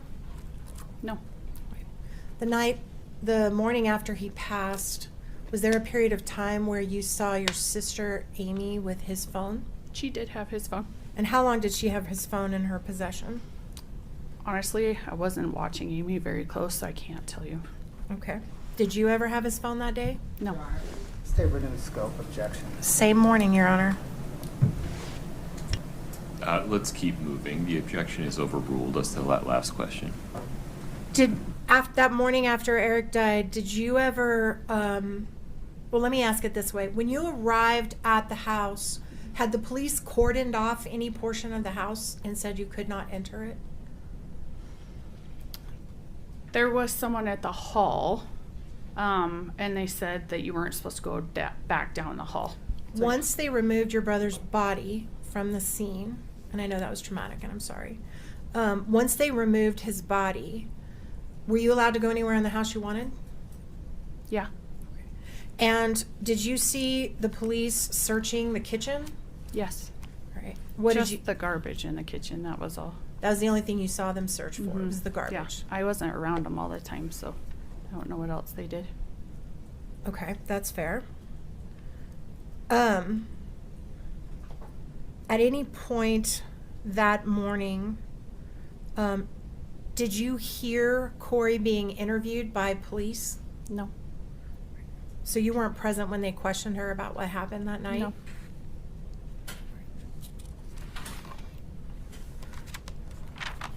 Did Eric share with you that he had used hydrocodone in the past, like in that pill bottle that we saw on the screen? So Eric and I had talked about that. So that pill bottle on the screen, it was old. It was 2016, right? Right. Because Eric had a procedure, but Eric did not want to use much of it. So actually, Eric and I had several conversations. When his back hurt and everything, I actually set him up with an acupuncturist and everything so that he didn't have to use any. So Let me stop It you was- right there. Just 1 minute. Okay. Let's just break it down. Okay. So you knew that he had used hydrocodone in the past for pain? He did not like to, but if it was extreme, He did use it? yeah. But he would never like take the whole finish the And- prescription. And, well, as far as you knew. Mm-hmm. And you knew that he had back pain? Correct. And you knew it because you're the person that. Well, as far as you knew, Miss Richards Benson. But as we know, drug addicts seldom tell the truth. That he would go to when he was We really need to go. It's 6 a.m. Okay, we got to leave it there. Or is there a good outlet? Pain. Did we Correct. miss the lunch? and you helped him try to find an acupuncturist for his pain? Yeah, he went to an acupuncturist. How often did he do that? I set up the appointments. They actually helped really quickly. So he went to a couple appointments to I can't give you the exact amount, but And when. Okay, I'll strike that. You also talked about the prenuptial agreement correct. that you saw Corey sign at their wedding, is that right? I saw it before she signed it. Right. And is it true that in the prenuptial agreement that Corey knew that if something happened to Eric, she would not recover. She wasn't entitled. She surrendered. Let me ask it this way: were you aware that as part of the prenuptial agreement, she was surrendering any claim on his business of C&E? Objection. The prenup's into evidence. It says what it says. I don't think that's an accurate characterization. I can rephrase. The question is about what Ms. She Benson understood. That's what I was going to say. And so you will be able to point out later whether her understanding matches the text or not. So was it your understanding that she was surrendering any claim to his business at C&E in the prenuptial agreement? Only if they divorced. If he died, then she would get the business while they were still married. Okay. But if he died, once you became trustee, you were aware that his business would actually go into the trust, not to her, correct? The business is a trust asset. His partnership is in the trust. Okay. And that was done before he passed. Correct.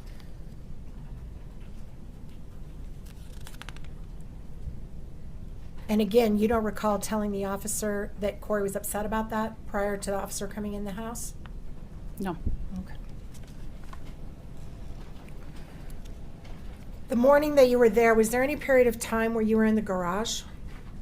Yes, I went into the garage. And what was your purpose for going into the garage? A medical examiner or some medical person, had asked me, do you know if Eric took any kind of pill today, an allergy pill, anything? And I said, I'll go check his truck. I know he takes allergy pills, but I'll go check his truck. So I went to the garage to check his truck.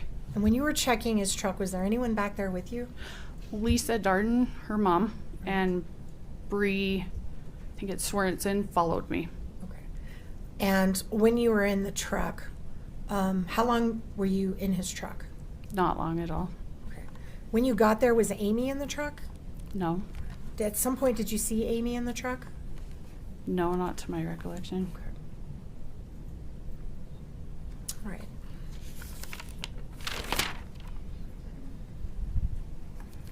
You also mentioned that I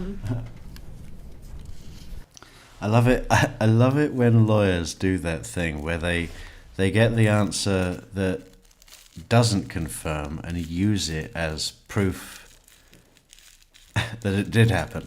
It's like, did you see Amy in the truck? No. Oh, so you didn't see Amy in the truck. I see.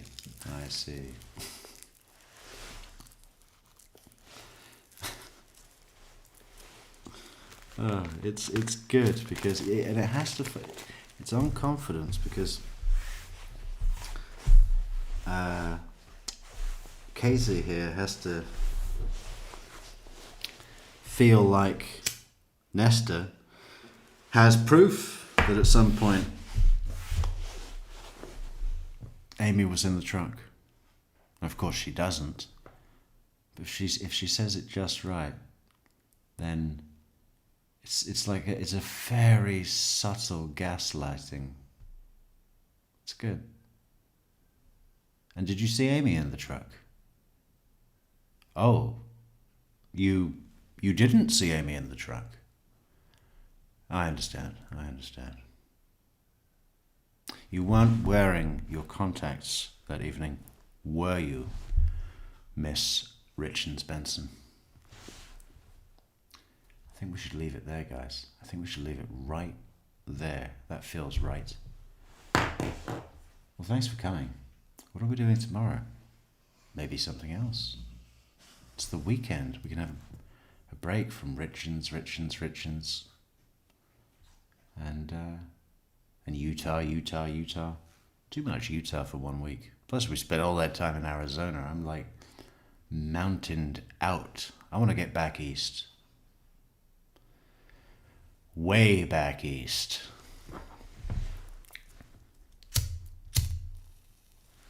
But not too far up. Maybe south. What are we doing? What have we got coming? We need to build a list. We've got a great list, but it's here. But I want to put it somewhere where everybody can see it, so they know what's coming. Because great things are coming.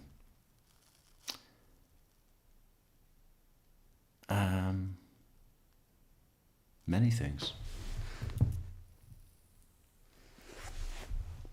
Such as other cases. And then back to this one, right here, this case, the Richards case. And then April, oh, April. Hope that fucking courtroom down in Dade County, I suppose it is, yeah? Or is it just like in Miami? The court. What do they call the court where Courtney Clenny's going to be tried? I wonder if she'll go on the stand. She won't do well.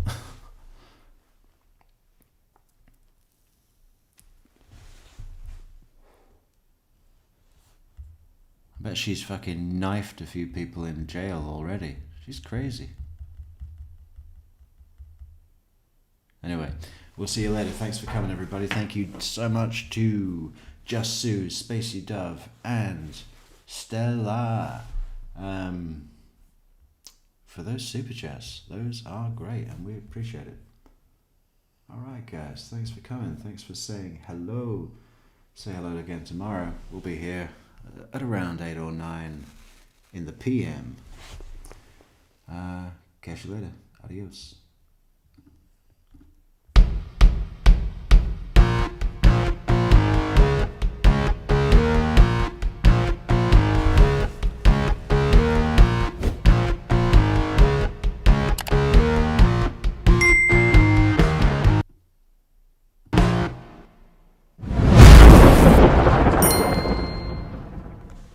It's PayPal today.